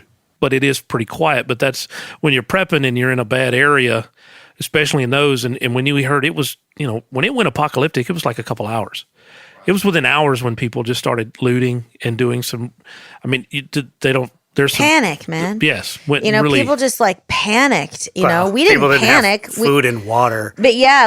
Now, some people are just bad people, but some people are just desperate to get water and food. Yeah, people just and then in that state, you're in your fight or flight. You're not thinking with your frontal lobe at all. You're just trying to survive. I was ready to go because I live in a constant state of fight or flight, and I have since I was little, and I'm a prepper. So I was getting texts from people like, "This is your time to shine," and I was like, "Rock on!" Yeah, man. It's so funny. I'm not a prepper, but I am a mom. So I definitely. We do a certain level. I do a certain level of this is what I get every month. And this is what I get every single week, and I do it on Monday or Tuesday. So we actually had plenty of food and water. Literally, when I went out that one Saturday, all I needed was cat food and milk. Those are the 2 things I had not picked up, I had David Curtis from Berean Bible Church. He called me, and he was like, "Are you guys okay? Do you have enough food?" And I took stock, and I was like, "I have food to last me until February." Because I keep canned foods, dried goods in my basement. I always have. Yeah. And so. Same. I'm not even a prepper. I just buy too much stuff that doesn't spoil. Exactly. I buy canned goods. Yeah. I go to Sam's, and if I wanted, we could eat green beans and corn for the next 6 years. Yeah. I got enough of that, But anyway. And corn twice. I think Tiziana's going to have to roll out. Yeah, I got to go. My neighbor's in her 60s, and she takes care of her mama who's got dementia, and mama doesn't walk anymore, and Kelly weighs a $110 soaking wet. You're gonna go help put I gotta go. her to Yeah, bed, every morning and every night we put mama on the toilet and put mama. Thanks for coming. Good to see you. Glad you're sharing safe. that. I'm glad you guys are safe. It's good to see all of you. I know. Yes, it Tiziana is. texted me earlier today, and she was like, "If I come down early, can I use your shower and washer and dryer?" Yeah. I was like, Yeah, of man. course, yeah. I just I cannot. Listen to me, and I'm just going to say this because this is not filthy, but everybody needs to understand this. When you send out a communication, all right, and it says the water's fine, but don't get it in your eyes or your mouth, it's not going in my vagina. Right. You guys. It's not going to mine either. Listen, it's My private areas. you have to take care of that. I've got 2 little girls. I'm not going to soak their nethers in that. Was that a if that's Freudian the deal? slip? I thought it was a Freudian slip. I meant the genital area. Not that I have a vagina. Yes. It was a Freudian slip. Mine But I mean, either. just in terms of the way our bodies are constructed Yes. differently. Yeah, but that Women stuff's have got an a weird open sexual smell. system. I hope it doesn't have a weird smell. No, Rick. the water. the water. No, I wasn't talking about me. Rick, there are certain things you don't need to say on the radio. Yeah, that's right. No, I'm just kidding. But and so I don't. I'm not generally as a rule a bad. very So bad. conspiracy theory person, but I'm like, I don't trust my government right now. I don't trust the city's communications about the water. I'm Dang, not I going wish to I use had it. my "Don't Trust the Government" shirt. I have I know. on my back. I saw a comedian one time that was like, okay, I get that you don't believe all of them, but you don't believe any conspiracy theories. You just I've think seen the that bit, government's yeah. batting 1,000, and I'm like, no. I mean, but You've heard of Iran Contra, right? Because that was a real thing. Yes, it well, was. yeah, and so the communication every single night we get a phone call from the City of Asheville Water Department, and every single night it is the exact same recording, not edited and not updated every single night. Yeah. And I'm like, I'm not doing anything with this water. I will flush a toilet with it And like after I've washed the dishes, I will use it to like rinse out the sink and get all the stuff done. We wash our hands off in it and then immediately use hand sanitizer. Right. You know, that's the most I will do with this water. If like if I've changed a dirty diaper and I need to just wash my hands, I'll wash them and then put hand sanitizer on. I don't let the girls use it for anything. We don't brush teeth. We don't do nothing else with it, you know? Yeah. And so like I'm every single week I'm trying to figure out how to wash. Have you tried to put a match 6 next loads to of it? laundry and wash three people? You know, because I mean, I've got my laundry, my husband's laundry, the house laundry, which is like towels and sheets, and then the girls' laundry, which I have a potty training toddler. She changes her clothes twice a day. If I get to lose power or water, and I've said this whole time, it's power every time. Every single time I will keep water. Yeah. So I've heard there's a really nice laundromat somewhere in South Carolina, somewhere your way, Sarita. We have a couple in Spartanburg. But there's one that I've heard my house of. is always available. I know. Well, see, that's the other thing. I have to pack I have to be there for the day because I have Jubilee naps. Bring and it. so it's just this, I'm going to have to come down there for like the day. Is the thing. Okay, because that's the hard part. It's like people, like today, I took my kids out, but they'd had a bad night last night. So I made a plan. Okay, I'm going to go out there. I'm going to do my laundry. I'm going to wash myself and the girls. But then everybody had a horrible night. And everybody woke up late and everybody was cranky and I'm rushing around and I'm getting the kids in the car. And then I get all the way out to Weaverville and I forgot the fucking laundry. That's how you know and you've I been just stressed out. burst into tears in the driveway. Yeah. I mean, I was just like, I just burst in because you got to understand. I got to pack snacks. I got to pack water. I got to pack, the kids. Don't forget Jubilee's pacifier. Like to go anywhere with 2 small children under 5 is like an endeavor, and you have to bring all of the same amount of crap if you're going somewhere for one day as if you're going for 10 days. Yeah. And so, I mean, I'm doing this. And again, like I'm washing my husband's laundry. I'm doing all the stuff I normally do, but it's like times 10. Plus I can't even wash a dish without like hauling a bucket and a radio flyer wagon down to the end of the street and filling it up. Is it fair to say that even the way that you travel, even that's been obstructed by certain roads and stuff? No, because mine has. Like my travel. That's one thing I can't go can normal say. ways anymore. Yeah, that's one thing I can say in my neighborhood and Still, area. yeah, still can't. Yeah, that hasn't been an issue. All the ways that I get from point A to point B and all the normal stores that I normally shop at, everything's up and running. The only thing is we don't have access to the farmer's market the same way as usual. And that's one thing that did hit my kiddo, my 4-year-old, when I was trying to explain what happened, because we went to the River Arts farmer's market every Wednesday. Yes. And there are people there that she knows. We knows, Lee's One Fortune Farm. We know Crawford from Beeswax and Butter, or Lavender and Beeswax and Butter. We know people. Then we love them. And I remember I was telling Aurora, I was explaining it to her. And so Beeswax and Butter is a local bakery. And the guy that runs its name is Crawford, and him and his family. And they source locally. They make fresh macaroons, everything. They're very nice. He's a very nice person. But my daughter knows Crawford because he's the cookie man. And she, like when I was explaining to her like what happened, I was like, remember where we go for the farmer's market? We park under the bridge and we go see all those people. I was like, well, the river swelled up and it washed all that away. And she looked at me and she goes, is Crawford okay? And you can't say anything, but I don't know. Well, fortunately, I had seen his Instagram because they have a GoFundMe. And so I said, honey, Crawford's okay. He wasn't there when it happened, right? He's going to be fine. And the following Tuesday, when we went to the farmer's market, she saw him and she was like, oh, Crawford's okay. My child is 4. Yeah. And it was all cash only. We didn't have any cash. And we went over there and I was like, Crawford. And he's like, he knows us, but I mean, like, doesn't know how important he is to my daughter. Right. That the stroop waffles make her day, Yeah. And I was like, Aurora just wanted to check on you. She was actually really concerned when she found out that the River Arts District flooded, and he like knelt down and he was like, I'm okay, sweetheart. Oh. And she was like, can I have a cookie? And I was like, honey, we don't have any cash. And he just like gave her a cookie anyway. It was like so heartwarming and so sweet, Yeah. But like, so even that road, we drove up that way coming back from, UNCA, because they do have a farmer's market on West. Again, that's a big part of our family is the $40 a week because we have Medicaid. So we get $40 a week to spend at Foods and Vegetables. So we did go to the relocated one at Steinmart. And when we came back, we came through the River Arts District and like got to see everything. So it's like, even the road is open. I mean, I can't drive down Biltmore, but I can go over the bridge and come down that way. So none of the roads are like really that obscured. Like everything seems like pretty much back to normal, except for like, which is what's also so awkward because it's not. Yeah. No, it's like normal, but it's not. And so it's like you just have this weird sick feeling in your stomach all the time. I've had people message me like, hey, I want to come help and things like that. And I'm like, okay, that sounds great. I just want you to know, like, right now is not the exact right time, but there is going to be a time when your help is really going to matter. Like, it's going to, like, all of us in our community are working together. You guys want to come from out of state. Now's not the time to come from out of state. No, yeah. There's no place for you to stay. My house is booked up. Everybody's house is booked up. Like, but come later. And they're just like, I want to come. I want to get there before it's all done, they say. And I'm like, oh, you don't know. I was like, It's going to be a long years of rebuilding. time. Years of rebuilding. This isn't next week. So trust me, you come over here and you work for 3 days. We really appreciate it, but it's going to keep. There's more. There's more. I want to. Let's say bye, TZ. Yeah. Bye, TZ. Bye, TZ. Why do I have my voicemail? Oh yeah. This is the resource from the city of Asheville. They get it 7:30. This is their nightly call, telling us that everything is exactly the same as it was yesterday, and they've changed nothing. Wow. Thanks, Asheville. Well, drive safe. And we love you. We love you too. I'll see you guys soon, I'm sure. Thanks, everybody. All right.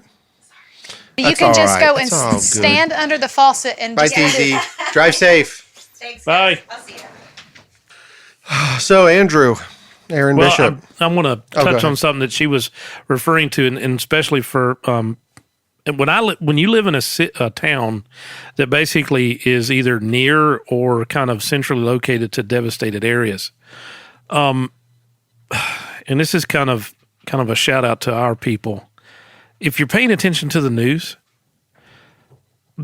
you have to be mindful of those areas as well, because one of the things that happened to Columbia and the surrounding area is that everybody that didn't have power, didn't have fuel, didn't have water, didn't have supplies, didn't have a grocery store, they went to somewhere that did. Yeah. And Columbia was a place. And Spartanburg was, our stores were completely wiped out. They were gone, wiped out. And so they moved along. Like 26 South was the only way in and out of this area. Only way out. And I want to say this out loud.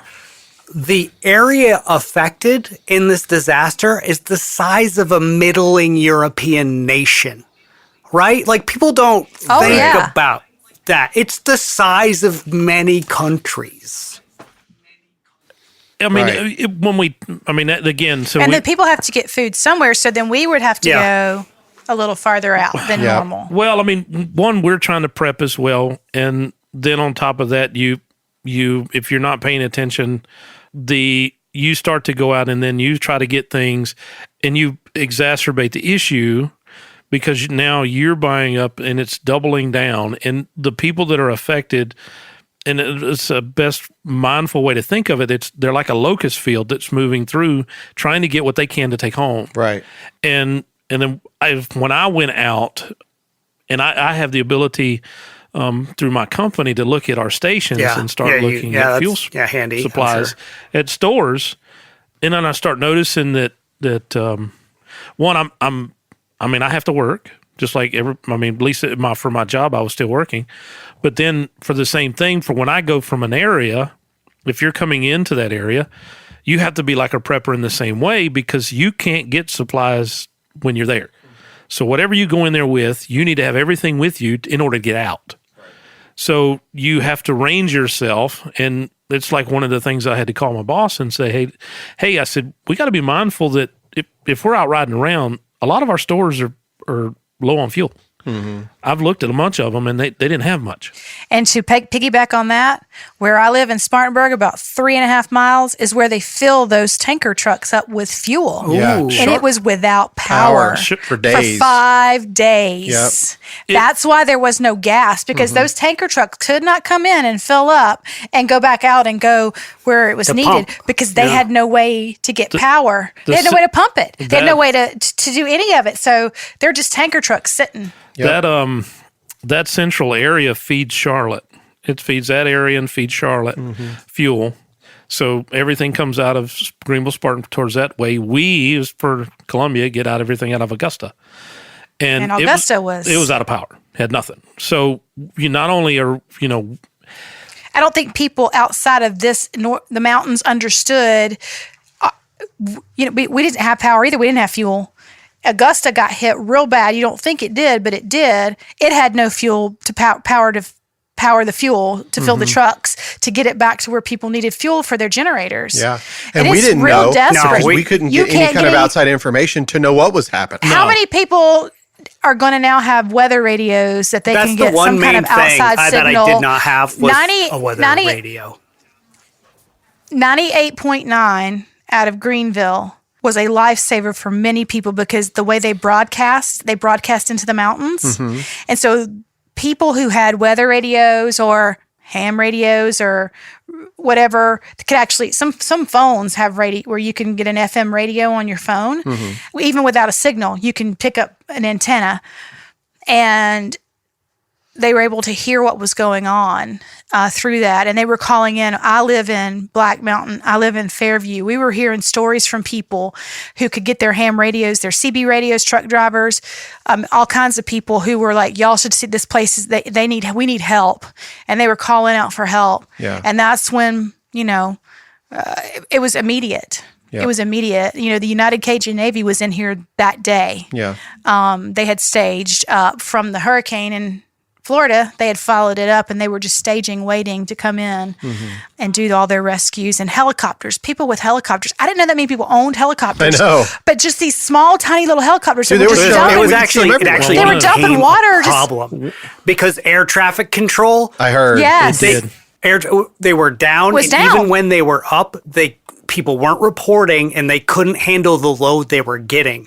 So there was actually so much traffic in the air that Yeah. it was a dangerous problem, which Dangerous. is the source of some of the stories Yeah. about people being like, "I'm trying to fly my helicopter in," and they told me no. Well, it was because You can't get here. Well, I don't. There's too many I don't things in know there. entirely how truth in the truth on that part of it being as dangerous, because most of the area was shut down. Period. As far as regional air traffic, I followed some people that a guy that I followed for a long period of time. His name is. I know they didn't want every Tom, Dick, and Please Harry flying McFarlane. their helicopter arbitrarily around the area. This episode is brought to you by Supply Chain Solutions. Supply Chain Solutions is a third-party logistics company providing small to mid-sized businesses an outstanding option focusing on warehouse management, customization of products, assembly and packaging of goods, and has the ability to meet business-to-business and business-to-consumer fulfillment needs. Supply Chain Solutions continually strive to be their customers' most highly valued partners for quality, delivery, responsiveness, and customer service. To learn more about Supply Chain Solutions, you can visit their website at www.supplychainsolutions3pl.com. That's www.supplychainsolutions3pl.com. And now back to the show. Right. Yeah. To some extent, but they were getting to people that couldn't, that were trying to, that You have didn't to- have anything. you have to balance- And they were you have to bringing it, and they were flying in a million. You can't just have chaos, Yeah. right? I mean, and you have to balance. there's a couple stories that kind of suck balls. There's a couple of them that suck balls, but not all of Because them, there's you people know? that they're trying to go like families getting split up and then them not being allowed to go back and get Until the other they're half going to of be their family. arrested if they went back. Yeah, like those stories they suck, but there a lot of it. You're right though. We can't just have a bunch of people flying up in here. You want know? you want everybody to have that sort of freedom, but that's just not the real world. It's just proof that we're not ready for flying cars. Oh no, that'll never happen. That's a terrible idea. It'll never. I be wish a it thing. wasn't. Yeah. Because I really like the Jetsons. Me So too. what about you, Andy? So you had shared a little bit about what had happened and with all of us on a previous episode, but so kind of like give us an update. Where are you? I mean, we're fine. Okay, so the thing about Hendersonville is, even though we're right up here just about in the thick of it, Yeah. this is a plateau with no rivers. We have some creeks, Yeah. and those creeks did insane things. Yeah. But they started as creeks. Right. Right. So, and we're on a plateau. The elevation change throughout the area of Hendersonville isn't that big because this is a flat little spot in the mountains. So compared to like Asheville or any other place, no rivers, not much elevation change, at least across the length of the town. Right. So we didn't get the rushing water that would rip a tractor trailer in half. Right. On a high power telephone line, which that stuff was so it was just if you didn't live in a floodplain, and the people that did live in a floodplain, they were they were getting normal flood damage, not to minimize. Yeah. But they weren't getting washed away in Hendersonville. They were just getting all their stuff ruined by mold. Right. So it's a different, as close as we are, it's a different environment. So you just couldn't. I remember the first day we could barely text already just the morning after. Mm-hmm. Well, overnight, I remember I woke up and the wind was outrageous. Yes. And I just literally. It was scary. I was like, I have no control over this. I'm going back to sleep. It's like, I was like, I heard it and I was like, that's bad, but what am I going to do? Yeah. Yeah. Sit up and worry about it? Exactly. Yeah. Yeah. I'd rather die in my sleep anyway. Totally. Right. No, that's kind of the Should be real. Yeah. Yeah. I don't need to know it's coming. Yeah, I don't exactly. get anything out of that. But the next day, if you had an iPhone, send as a text message became your friend because you couldn't send iMessages at all. That was really And weird of because I was course like, you'd why am I getting this? Yeah. Yeah, no iMessage. It took a little minute for me to figure it out. And even then, of course, the way the service was here, we had Sketchy. it the first day. And you could like text, but once you'd have those to try like a towers bunch started of times. sliding down the mountain, Yeah, it done. was gone. So I had talked to my mom a little bit through like terrible text messaging, and I knew that they had a tree fall on their house, but I knew that they were okay. And then we had communications eventually went forever dead. So I tried to get across town. I knew I wouldn't be able to because I've lived here a long time. I know that when it floods, it will cover at some point every crossing point from this side of town to that side of town. Yep. So there's no way to get across. But I tried because, I don't know, because I had to kind of. Yeah. But flooding wasn't even the issue because there were so many trees you couldn't get anywhere. You could never get. With my nose, I was breathing into the mic. I thought somebody and was it sounded snoring. like there was a snoring or a thunder. Sorry. It's Bobby Thunder. So I hopped. By the time it got beautiful, right? Yeah, really fast. It got beautiful. Yes. So I hopped on my bike and just to see if I could get across town on a bike. I knew I kind of couldn't, but I figured it was worth a shot. And I rode around and took pictures and stuff. And it was like, lift the bike over trees and, there's running water, not going that way. Yeah. And of course it was much worse than it usually is. The park, I have a picture of the basketball nets on the park, and this is hours after it Is this at stopped Patton raining. Park? No. Jackson? Jackson.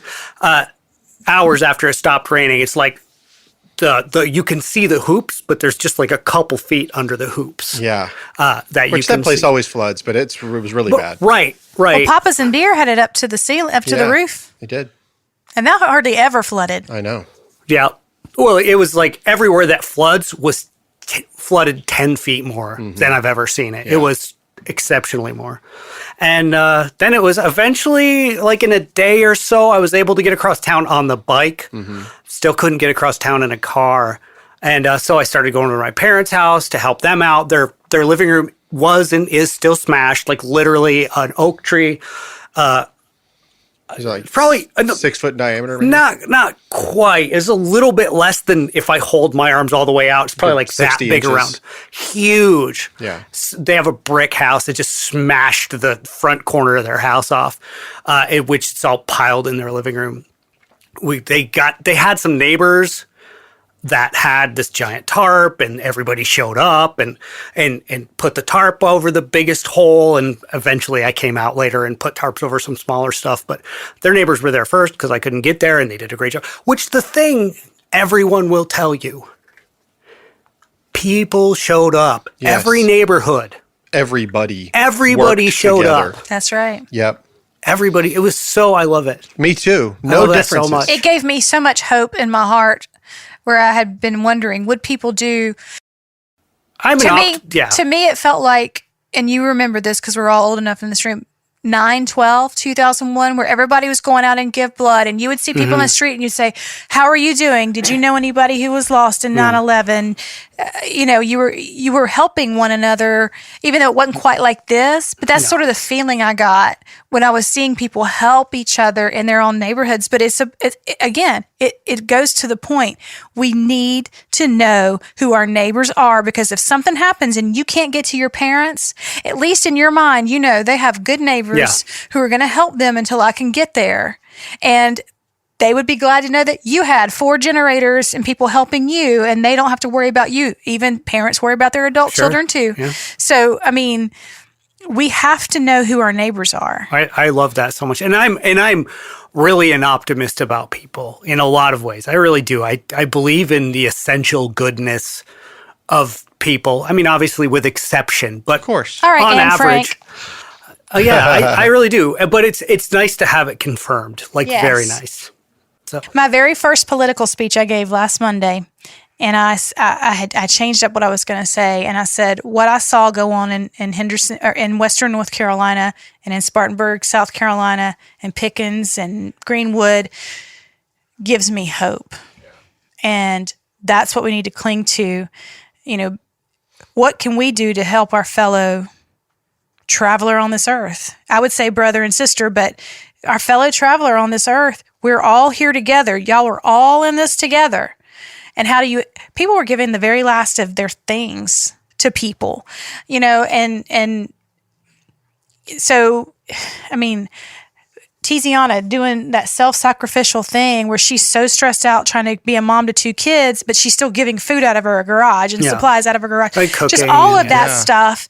You hear those stories, selfless There's people. There's a lot of those stories. And, a lot of them. And the dogs and who are rescuing, finding people. To me, that is a beautiful story. That's and amazing. It really is who we are. It is. It really Absolutely is who we are. And that's what at least here. And I listened to a gentleman. He had moved here from California maybe 6 years ago, and they interviewed him, and his double wide had come off and smashed into another one and smashed into another one. And he said, I moved from California, and he had an accent. So I don't even want to try to do that accent. And he said, I didn't know my neighbors. He said, I knew my neighbors here. And he said, the way that they've taken care of us and taken care of my family, he said, in the wildfires, we didn't get any of that help from anybody out there. He said, but here, this is a different place. These are a different people. And he said, I am so glad that we moved here and have this community. This is home for me forever. That's awesome. And I was like, what a precious story about the kind of people. Mountain people are a certain kind of people. Yeah. And my people come from this, Cleveland County, which is not quite mountains, but it's close enough. It's just the kind of people we are. The people in the upstate were the same way. The people in Columbia, when the flood happened several years ago, it was people mucking out other people's houses. You didn't know who those people were. I didn't know whose house that was. We were just mucking out people's houses. You just do, because people are in need. And that's what surprised me so much. We're a Bible study podcast, and so we're around a lot of other Christians, but I got to tell you right now, religion aside, it mattered not. Nope. Everybody was working together, and it was a beautiful, beautiful You mean to tell me that there wasn't theological sections? we didn't have a single theological debate. So there was nobody asking Republican or Democrat, red or blue, donkey or elephant. Eschatology mattered zero. Christian None of or it. Jew, It was all garbage. Islamic or whatever. Nothing mattered. What do you need and how can I help you? It was beautiful. And it was beautiful. It was. It really, really was. And it just gave me hope. I'm not as naturally optimistic as you are. So, I know you're not. but watching it, I knew that there were people out there, but I didn't know it was on such a grand scale. And I think it's precious. Everywhere. I learned it right away. That day that I biked around town, I was just running into groups of people, wandering their neighborhoods with chainsaws because most of it was trees down. And it was you couldn't exactly break things in the neighborhoods, but every neighborhood, not every neighborhood, had a chainsaw posse. Right. There were chainsaw posses, and you'd stop and talk to them and to kind of move on. And so I saw a bunch of that immediately just being out. So what'd you do, Rick? Rick's done? Yeah, Rick's actually got. Andy? Huh? Were you done? Let me try to sum it up because I kind of did it. Sum it up, I kind of did it up on the other one. I spent most of my time dealing with my parents' needs.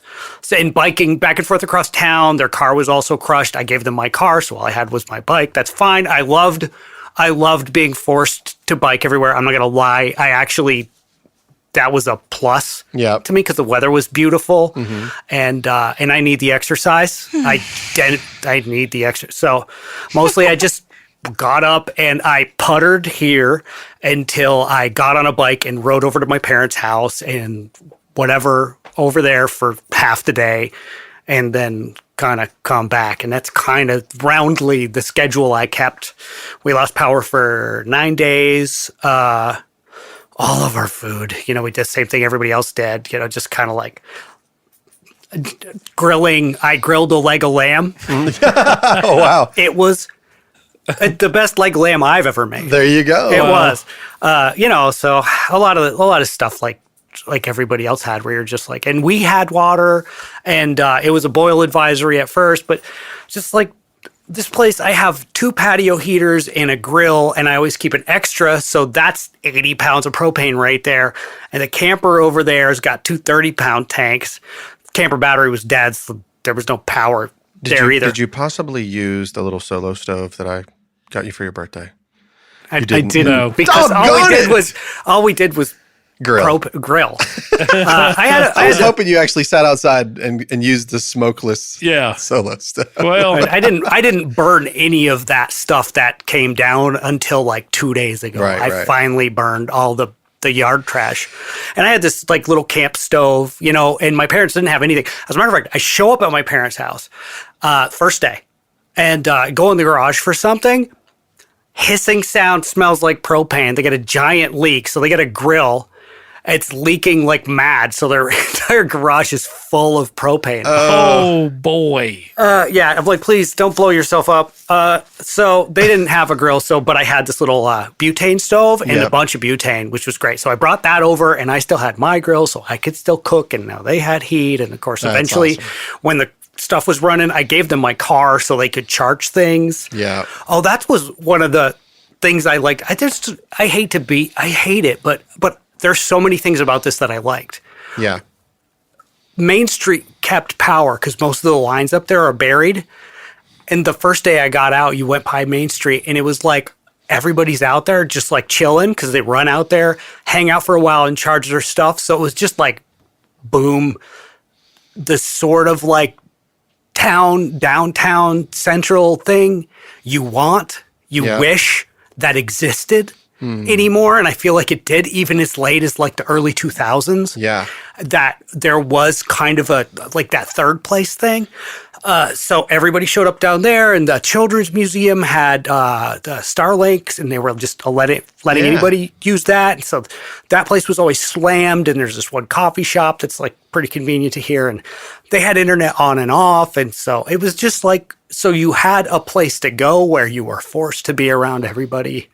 And they were the same people that were, being cool to each other the whole time. So it's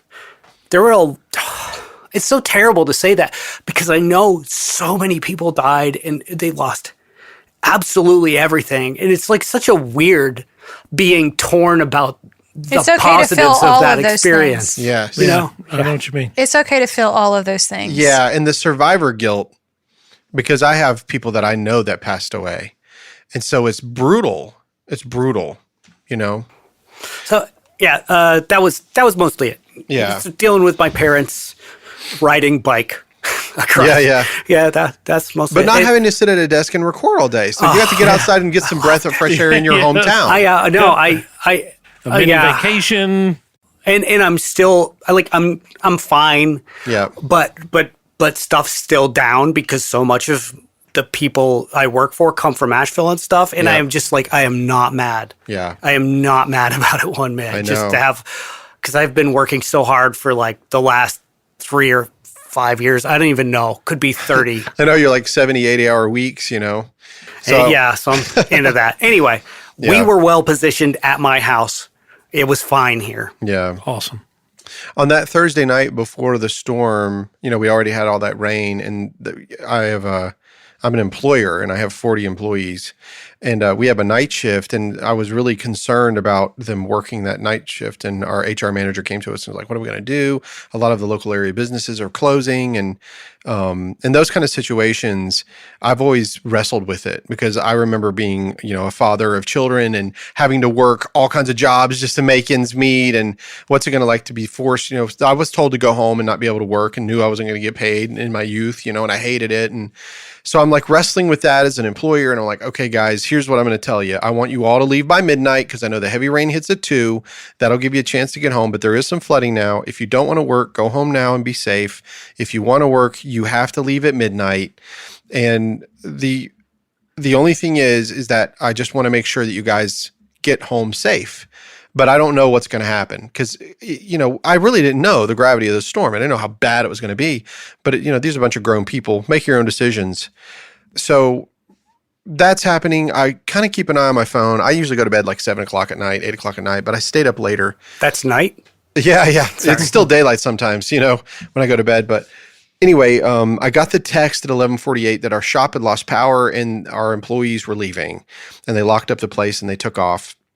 And then I saw some messages where they made it home. And then I just went to sleep. And then like an hour later, I hear like a train in my front yard. Is what it sounds like, a train. Oh, no. And so I get up and I'm like, good sound. It's not a good sound. I've never seen the trees act the way that they acted. I've never seen them like hard coming into the east. And then suddenly they're going to the west. And then suddenly they're coming towards me. And it's I heard about tornadoes. You had one. Yeah, we did. We had one that came across the backside of our mountain. But anyway, and I've never seen a tornado in the mountains other than Etowah. Rare. It's rare, but we saw one in Etowah years and years ago that took out a bunch of trees at the golf course, at Etowah Golf Course. That was a long time ago. And so it's very rare to have one touch down. And so I get up and I go outside, I'm looking at, and it's dark, but I'm just looking. And then my power started to kind of like surge here and there. And so this was at 2. So what I did was I went ahead and made like 2 full pots of coffee and put it in every one of my stainless steel like cups thing you can make. So I'd have hot coffee. Prepping, baby, prepping. If you, I can keep it hot for hours and hours. And so I went ahead and made a bunch of coffee. And then at about 4:05 in the morning, we lost power. And then Holly wakes up, and I think it was like 4:30 or 5. She gets up because the wind is just unbelievable. And I went out, and we were sitting in the living room with our little lantern, drinking coffee, and all of a sudden we were boom, and it was a tree, one of our big oak trees. The top of the tree just broke off and came down and took the power line like off my house. Boom, and it what happens is it's got a guide wire, and the guide wire holds it, but it's holding the limb. So now it's just like everything's just like hanging like out, and then all these trees start falling and all these limbs start falling. So it's blocked my drive. And when it gets to be daylight, just enough where we see that there's this monster river that's coming down the mountain that went right through our driveway and took out. Is that usually a river at all? It's whenever it rains, you'll get some, that'll be the water. Okay. It'll flow through there and it might make a little, 2 to 3 inch rut. Crick. You can fix it with a rake. This one became a 6 foot wide by 3 foot deep gully washing river. It took we have a gravel driveway. It took all the gravel and put it down across the street to the neighbor's house and like went about 3 feet up their wall. Like that's where all my gravel went.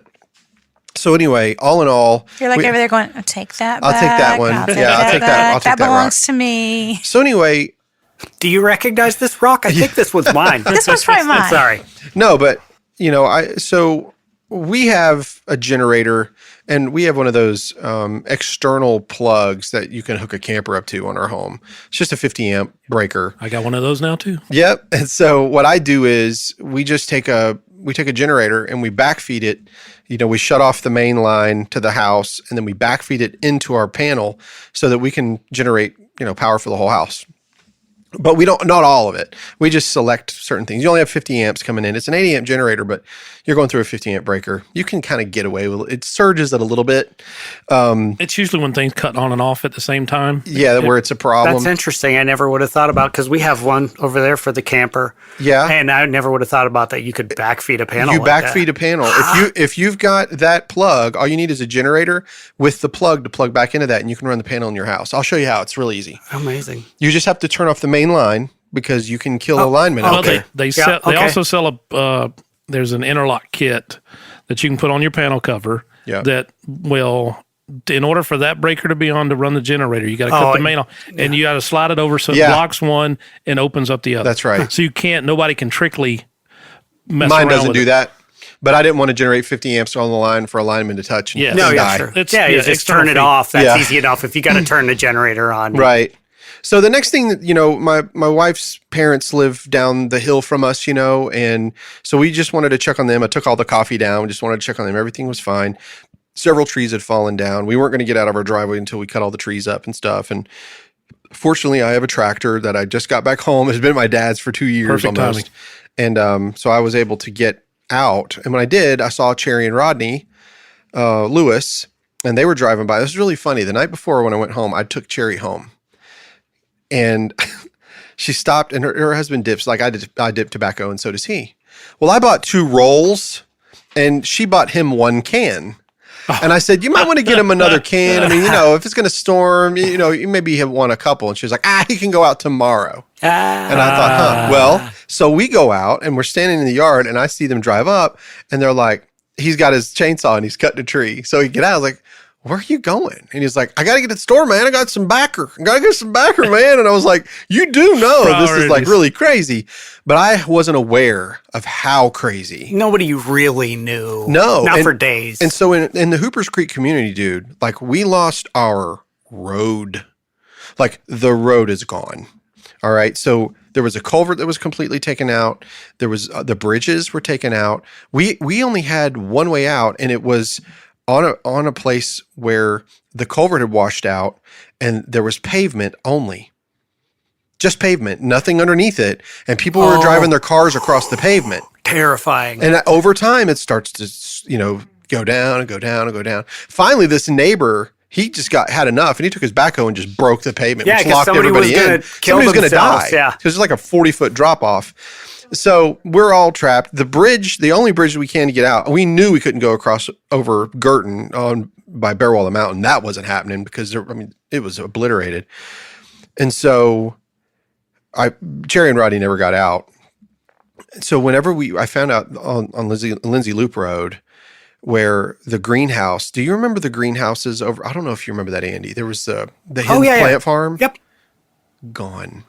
Oh my God, it's so low. That makes sense. Gone. Yeah. Like it picked up the greenhouses. Yeah, those things are, They had how much an could they entire weigh? fall crop to sell. The river picked it up and took it all the way down, like into the next community. Like all of this stuff was ruined. Drowned all the plants, took all the business away. Like I said, with the bridges, and we still have this issue right now. Like I only have one way into my home, and that's Lindsay Loop. Unfortunately, we had the Department of Highways came up, and all that road that was gone, they took it out of there and they just replaced it with gravel and made it a gravel road so we can get in and out. Which is thankful we haven't gotten any rain. That's right. We're thankful we hadn't gotten any rain in this area and in my area either. So all that gravel stuff would have been it would have been washed away. It will be washed away again. But now, like we've packed it so much because we've been driving on it for so long That'll probably that when it stick a rains, little it'll bit, probably yeah. stick a little bit better. That'll be good. But anyway, so all of our family, like all of my family was okay. It took me a couple of days to get in touch with my son and my daughters and everything, like just trying to find out everybody was okay. And fortunately for us, like we had just got a bunch of cash out because we were going to make a purchase, and so we had cash, which was good. But I always have a bit of cash on hand. So Yeah, that wasn't A bunch of people will from now on. I guarantee it. But anyway, my biggest thing is that I had generators, but I had to have gas, and no one had gas. And then I had a truck that I needed diesel fuel for. And what really sucked is that my guy, we used this truck for my business, a big truck that I got. Mm-hmm. They ran it down below 1/8 of a tank. So I couldn't get anywhere to get any fuel. I was furious. So we learned that we had a big 35-gallon tank that only had about 12 gallons of off-road diesel, which you're not supposed to put in a vehicle, but we did anyway. Yeah. Well, it's just a tax thing, right? It's a tax thing, and it's a different color. But I didn't know that you could run them this way, and my wife did. She was like, put the off-road diesel in and let's go. But we knew we couldn't make it anywhere, so I called Rick Carter, and I was like, dude, do you guys have like gas and diesel and stuff down there? And he's like, yeah, I think we're good. So I went to the station that's literally like a mile from my house. Yeah.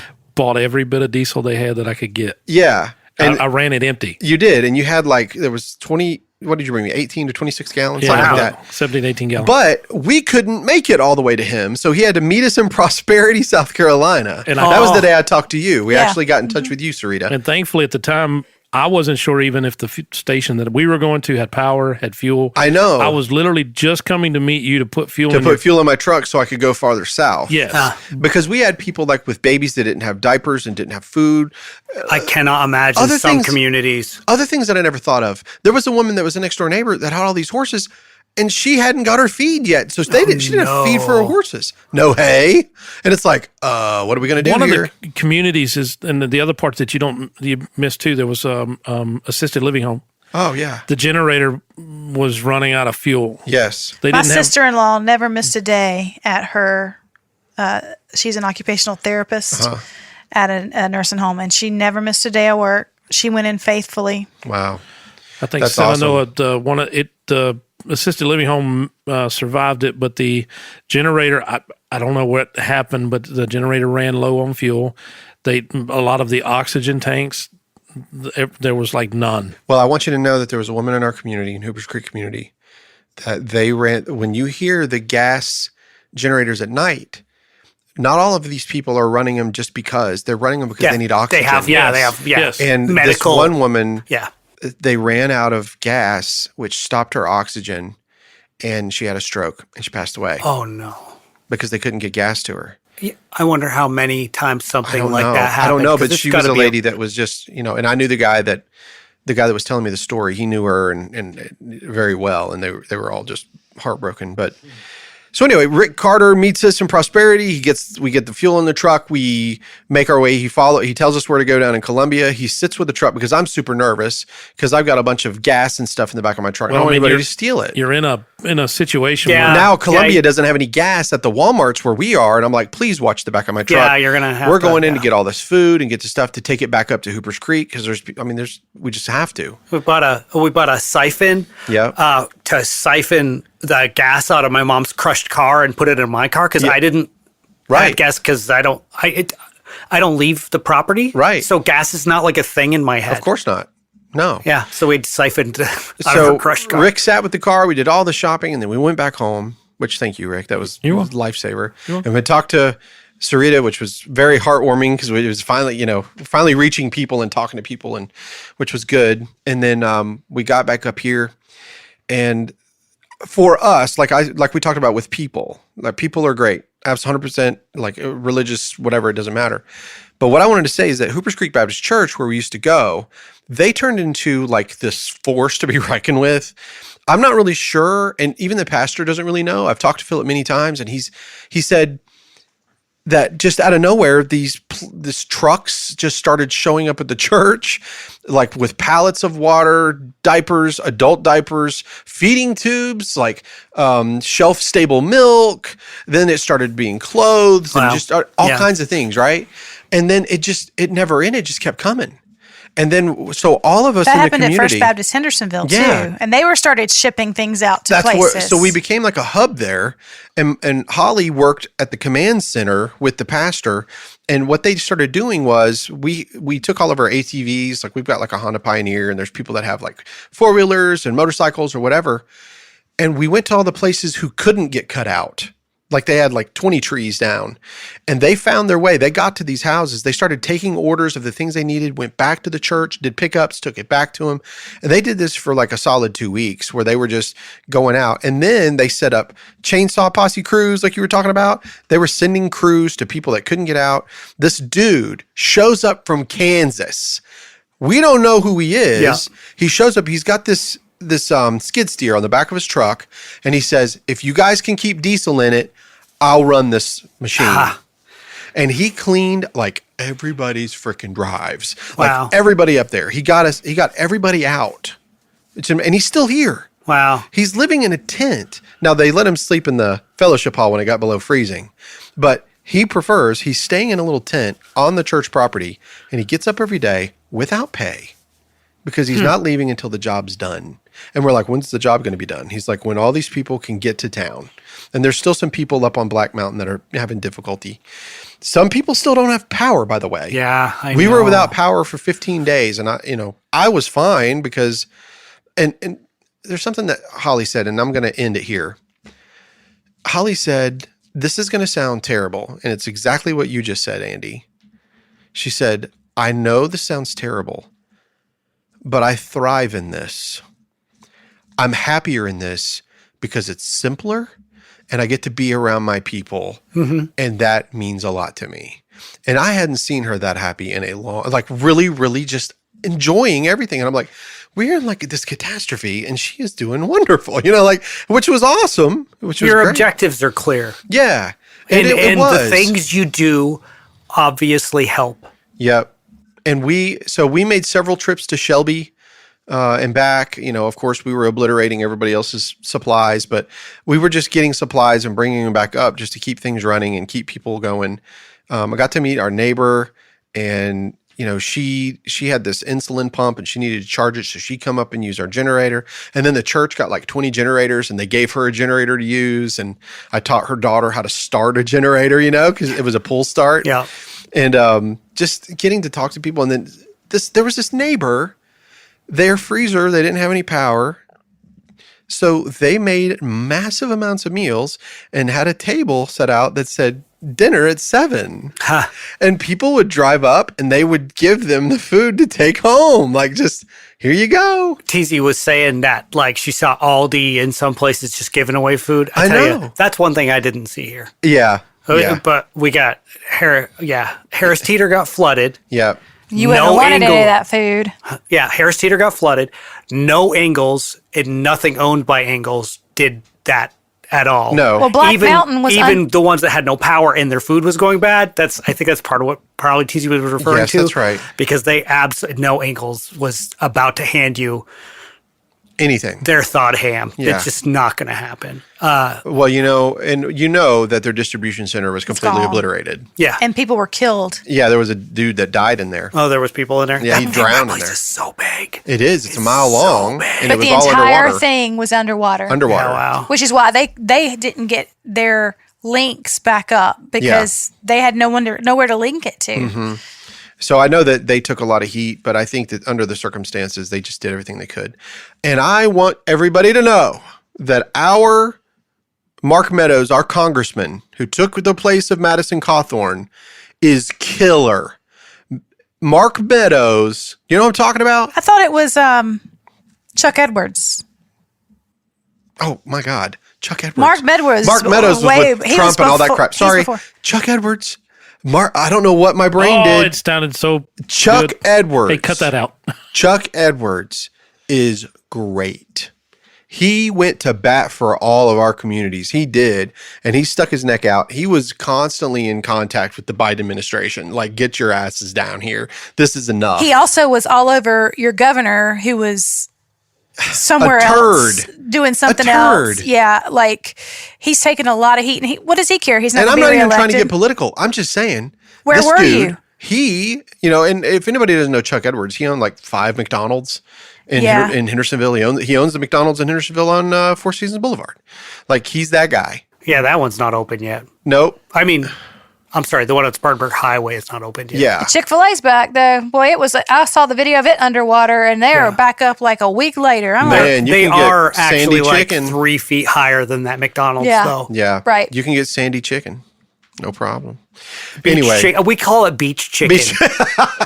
But anyway, it's only all a in little all, grit in your teeth. I mean, I can't cover all of the things. I would love to, but we've already Right. gone 2 hours and 15 minutes, so Yeah. I'm gonna cap this. But but I'm in agreement with all of you here. Seeing all of our community and seeing all of these people come together, despite any differences, and that gave me so much hope for Listen. us as humans. To our Burros people, Yeah, our our family that listens to us rattle on and argue with one another and Yeah. whatever, out of Virginia Beach, out of Arkansas, not the O'Shea's, what was the Karen. Oh yes, Karen. please, Servolution. Karen yeah, Servolution. and the Servolution. OJ's? The OJ's. They OJ's. sent up a 32-foot trailer from Texas Y'all, to Hoopers thank Creek. Eric and Thank Karen. you. Yes. Thank you. Jason Malawicki, You Mike literally- Pinnell, Diane Peters. You literally All saved of you people's guys. lives. Yeah, when you posted that video, I happened to be wearing my hat. The Servolution Yeah. hat. Yeah. And I do have to say thank you to Congressman Corey Mills out of Florida. Yeah. He was up in Swannanoa and places like that, rescuing people day one Yes. out of his own state that had been hit by a hurricane. They were fine. He's running for office. Yep. He's got a contender. I don't have one. He's Yeah. got one. And he was up here. He said, I couldn't go and face my God, knowing that I left people to die. Yeah. He was also the person who rescued people out of Afghanistan too. He took planes over there, but he brought a massive, whatever you call those planes that you load freight on, like an army plane, C-71. C whatever, Something. See something. full of food and machines and. Dude has the arms NASCAR driver, Greg size. Biffle, Yes. sending Chinook helicopters. Yes, sir. Wow. Just flew him in, man. Yep. It's like, what? That's cool. Also, there was That's a group cool. out of Charleston Mm-hmm. that they sent up 4 horse trailers full of horse feed, Mm-hmm. dog food, and like hay and milk and water and stuff like that. And they sent it all up for all of the animals. And the Tryon Equestrian Center became a makeshift triage hospital. And Oh, really? And do you For remember James? people. I didn't know that. You remember Yes. James Newman? Yep. Who wrote Stillwaters? So he owns a whole like trailer park thing that got wiped out, and all of his people, like, they didn't have anything. And so Sheldon Smith, who was a friend of mine out of Charleston, they sent up a bunch of stuff, and we were able to coordinate it and get it to James, and then James was able to distribute it. That's So I got to see cool. James. I hadn't seen James and Jamie in so long. It was so nice to see them. But I have a million Yeah, stories. so many people so many did did- such good yeah. stuff. It was wonderful. Yeah. But specifically to our Burros people Yes. who heard the call, who understood where we were or y'all were, and just started without being asked. And I know Thank you so much. Yes, and I know I probably shouldn't say this, but I'm going to go ahead and say it anyway because they're unassuming about this. But all of the people from Berean Bible Church, they put out the word, and they just wrote a check for $6,000 and mailed it to Hoopers Creek Baptist Church because of the work that they're doing. Wow. Cool. Differences matter not. They don't. These eschatological differences No. and they don't care either. None of us do. Nobody cares what it matters. No. I'll take your money. And David Yeah, you only David get to- Curtis's wife, she's just been like chomping at the bit, like, I want to go help. I want to go help. You only get to argue about philosophy when you don't have more important That's shit right. going on. Right. That's right. Right. That's right. Eschatology matters, but not to a starving naked man. That's why it wasn't so doesn't important in the care. middle. That's why it wasn't so important in the Middle Ages. They were just trying to survive. That's right. Anyway. Yeah. Well, I'm glad we got to talk about this for 2.5 hours. Yeah, it was, You know. it was a long one. A lot Sorry. to say. We all Sorry. probably could have gone longer. Oh, absolutely. Sorry, And Andy, that you'll have to listen to another 2.5 hour editing. you don't have episode. to. You don't have to. Just keep it like it is and make it pretty. You don't have to. Let it be raw. Unless you just want to mess with it. I would rather. He does have a little bit more free time right now. Just so you know, I can feel it in my wallet when he talks like that. No, just make it good, Andy. But anyway, so everybody, thank you, Sarita. Thanks, and thank you everybody. for your support Thanks during all to that the- time. and Yes. also to Making calls and getting people Yeah. up here and helping everybody. Whenever we got that crazy stuff about the South Carolina borders and how you squashed that, like, that's garbage. Yeah. Just get to work. That was good. And yeah, then, I made phone calls to make sure that wasn't true because we were coming up here, and I've been up here several times. Yeah, and Andy pretty much picked up on it right away. Like, I don't think that's true, and I was like, I don't either. But I just knew that the pastor's daughter had gotten stuck in South Carolina, and so I was like, what's going on? Like, what is really happening? So we told There everybody, were just some places you just couldn't get there. yeah, You that couldn't makes get there sense. from here. There's still some places you can't get there from Yep, here. That's our bridges correct. are still out at the house. I mean, we have detours. I have one way into my home. That's it, one way in. Well, two now. One last thing I do want to say. Up on the top of Terry's Gap, there was a landslide, okay? And it comes down these 2 giant pine trees. I mean, really tall, really thin pine trees. The landslide comes down, lands on the middle of Terry's Gap Road, and the trees were still standing on each lane. And we were like, oh, like, what's happening? So they had to cut the trees and push all the dirt off just to be able to make it passable. The whole thing just shifted onto the road, and the trees were still standing. That's crazy. Wow. Have you ever seen trees standing on 2 lanes that you were just driving on just like an hour ago? Wow. It's the craziest Yeah, thing, just man. the roots, I guess, held. Just everything just held and just went, slid down. It was wild. Rick, and thank you for everything you did for my man. family. It's all good, man. It was killer. Got a all big good. hug. Yeah, man. Yeah. It was exciting to get to know that everybody was okay. Yeah. And that at least, For a long time, it was just me and Carter contacting. We're on the thread and stuff. Like I think it's just me and Rick. When you're close, in the fact when I called you, you cried, and it made my heart swell. I did. I was like, oh my God, that's your voice. Oh. I remember when we got service back after I had nothing, SOS only for a couple days, and I got like 40, 50 texts, like what TZ said, and a bunch of messages on other stuff. Yeah. I put my phone down, didn't touch it for a day. I was like, I can't. I know. I just didn't even respond. But isn't it nice to know, though, that how much people love you? Oh, yes. Oh, yeah, it's good. I know you don't want to hear that. We love but you. We love all you guys, man. Love you, Andy. too. Yeah, man. Sarita, I love all y'all. And we Billy. love everybody out there who've We listened do. to us and Yes. supported us. Thank you, everyone If who we did ever that. do this again, I'll be officially the honorable. You will be the honorable. Yeah. Yes. You were already the honorable. But I doubt it.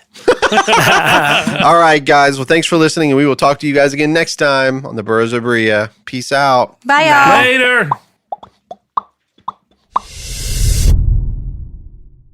Hey, guys. This is Rick from the Burros of Berea. A lot of people have been asking us, hey, what is this Patreon thing? Our old Patreon ad didn't work very well. So here you go, guys. Go to www.patreon. That is patreon.com. Let me do that again. patreon.com/the Burros of Berea. If you go to the Patreon page, you will find that we have different levels that you can give at. We have a $3 level, a $5 level. We've got a $10 level and a $20 level. I thought about putting a $1,000 level there, but you never know how that's going to work out, right, Andy? That's right. So go to www.patreon.com/the Burros of Berea and give us all of your money. Even a little bit will be fine. Yeah. And that 5,000 wouldn't hurt me. No, it would hurt nobody. Thanks, guys. Makeup on, talking about my kids, all this. Like, there's no piece of my TikTok, in my opinion, that is like in any way, shape, or form bait at all. You know?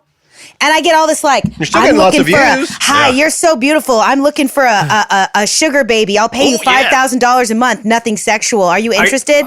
Is I'm this like, that where you're like haven't washed your hair in like a month or whatever? yeah. Yeah. I'm like, what is wrong with you people? Milf it up, baby. Oh, that's all that stuff's bots. Unbelievable. Yeah. They're like, how are you doing today, beautiful? I'm like, I'm married. How are you? Yeah. Happily so. And my husband is way cuter than you. My favorite are on like Facebook whenever you have like, you got all, like this really long thread and everybody's like arguing. Then all of a sudden this Chinese girl comes on and she's like, I love you long time.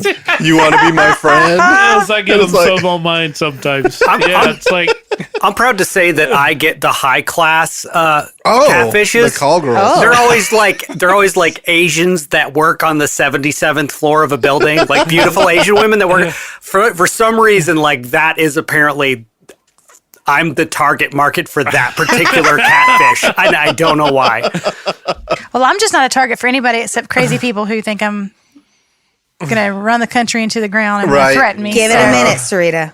Just give it a minute. when you pick up that TikTok, it's going to do it. It's coming. Are we rolling, Andy? Yeah. All right, let's get this baby going. I want to. Will you? Yeah. Who has Snickers? Where'd that come from? And will someone throw one to me? Oh, yeah. of course, the Candy Man. Yeah. The Candy Man can. Throw another one. Oh, sorry. All right, we're rolling. Sorry. Here we go, guys. Fills it up with flavors. love and makes the I'm gonna world go ASMR this round. shit and eat one right now.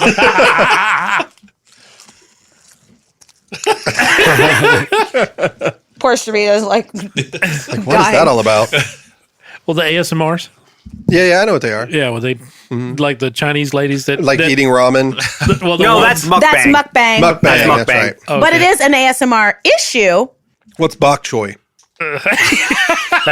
That is a food. That's an What's chalk boy? That's an NSFW conversation. Yes, it is. I can see I'm not missing anything. You're not. Social crap. Yeah. Not at all. Hey, you're not missing mukbang. I can tell you that much. I don't even know what this stuff is. So y'all are apparently on a different kind of. Mukbang is fun to watch, social man. It's media. very relaxing. That, So gross. Just watch them sitting there like, what's so And it's good? usually like a live animal. No, It's like What squid, are living you squid. watching? that's Old Boy. That's a Korean, the revenge film. That's very different. That's hilarious. Like a and live he eats a live squid. octopus in that movie. Billy, I'm I'm going to what? stop all of you because I actually am a mukbang fan. I like and I actually mukbang. do watch it. So, yeah, they get these trays of food. My favorite is when they get, obviously in Korea or wherever they're doing this, there's these trays of food that you buy, and there's like layers. You know, back here is this a whole like a row of this and a row of this thing and a row of this thing. And they just start talking, and they're just like, and there's these tiny little girls just shoveling in massive Okay, now I amounts of know food. why I don't watch it. We've talked about this before. I do remember have. it now. We've had this conversation, and The I have an eating disorder, slurping. so I enjoy watching people shovel in food. It's And like Rick, very that's satisfying for me. Wednesday. He's so right. I'm not going to Except Rick is report. skinny. Not yet. I don't know. I know he's looking Skinny good. Been working You on are it. I'm getting there. You've lost a lot of weight. I can. As I You shove a were a Snickers bar giant in my fat mouth. ass, and so now, You look okay now. all right. Okay. That was now you look passable. Yeah. That's exactly right. All right, here we go, guys.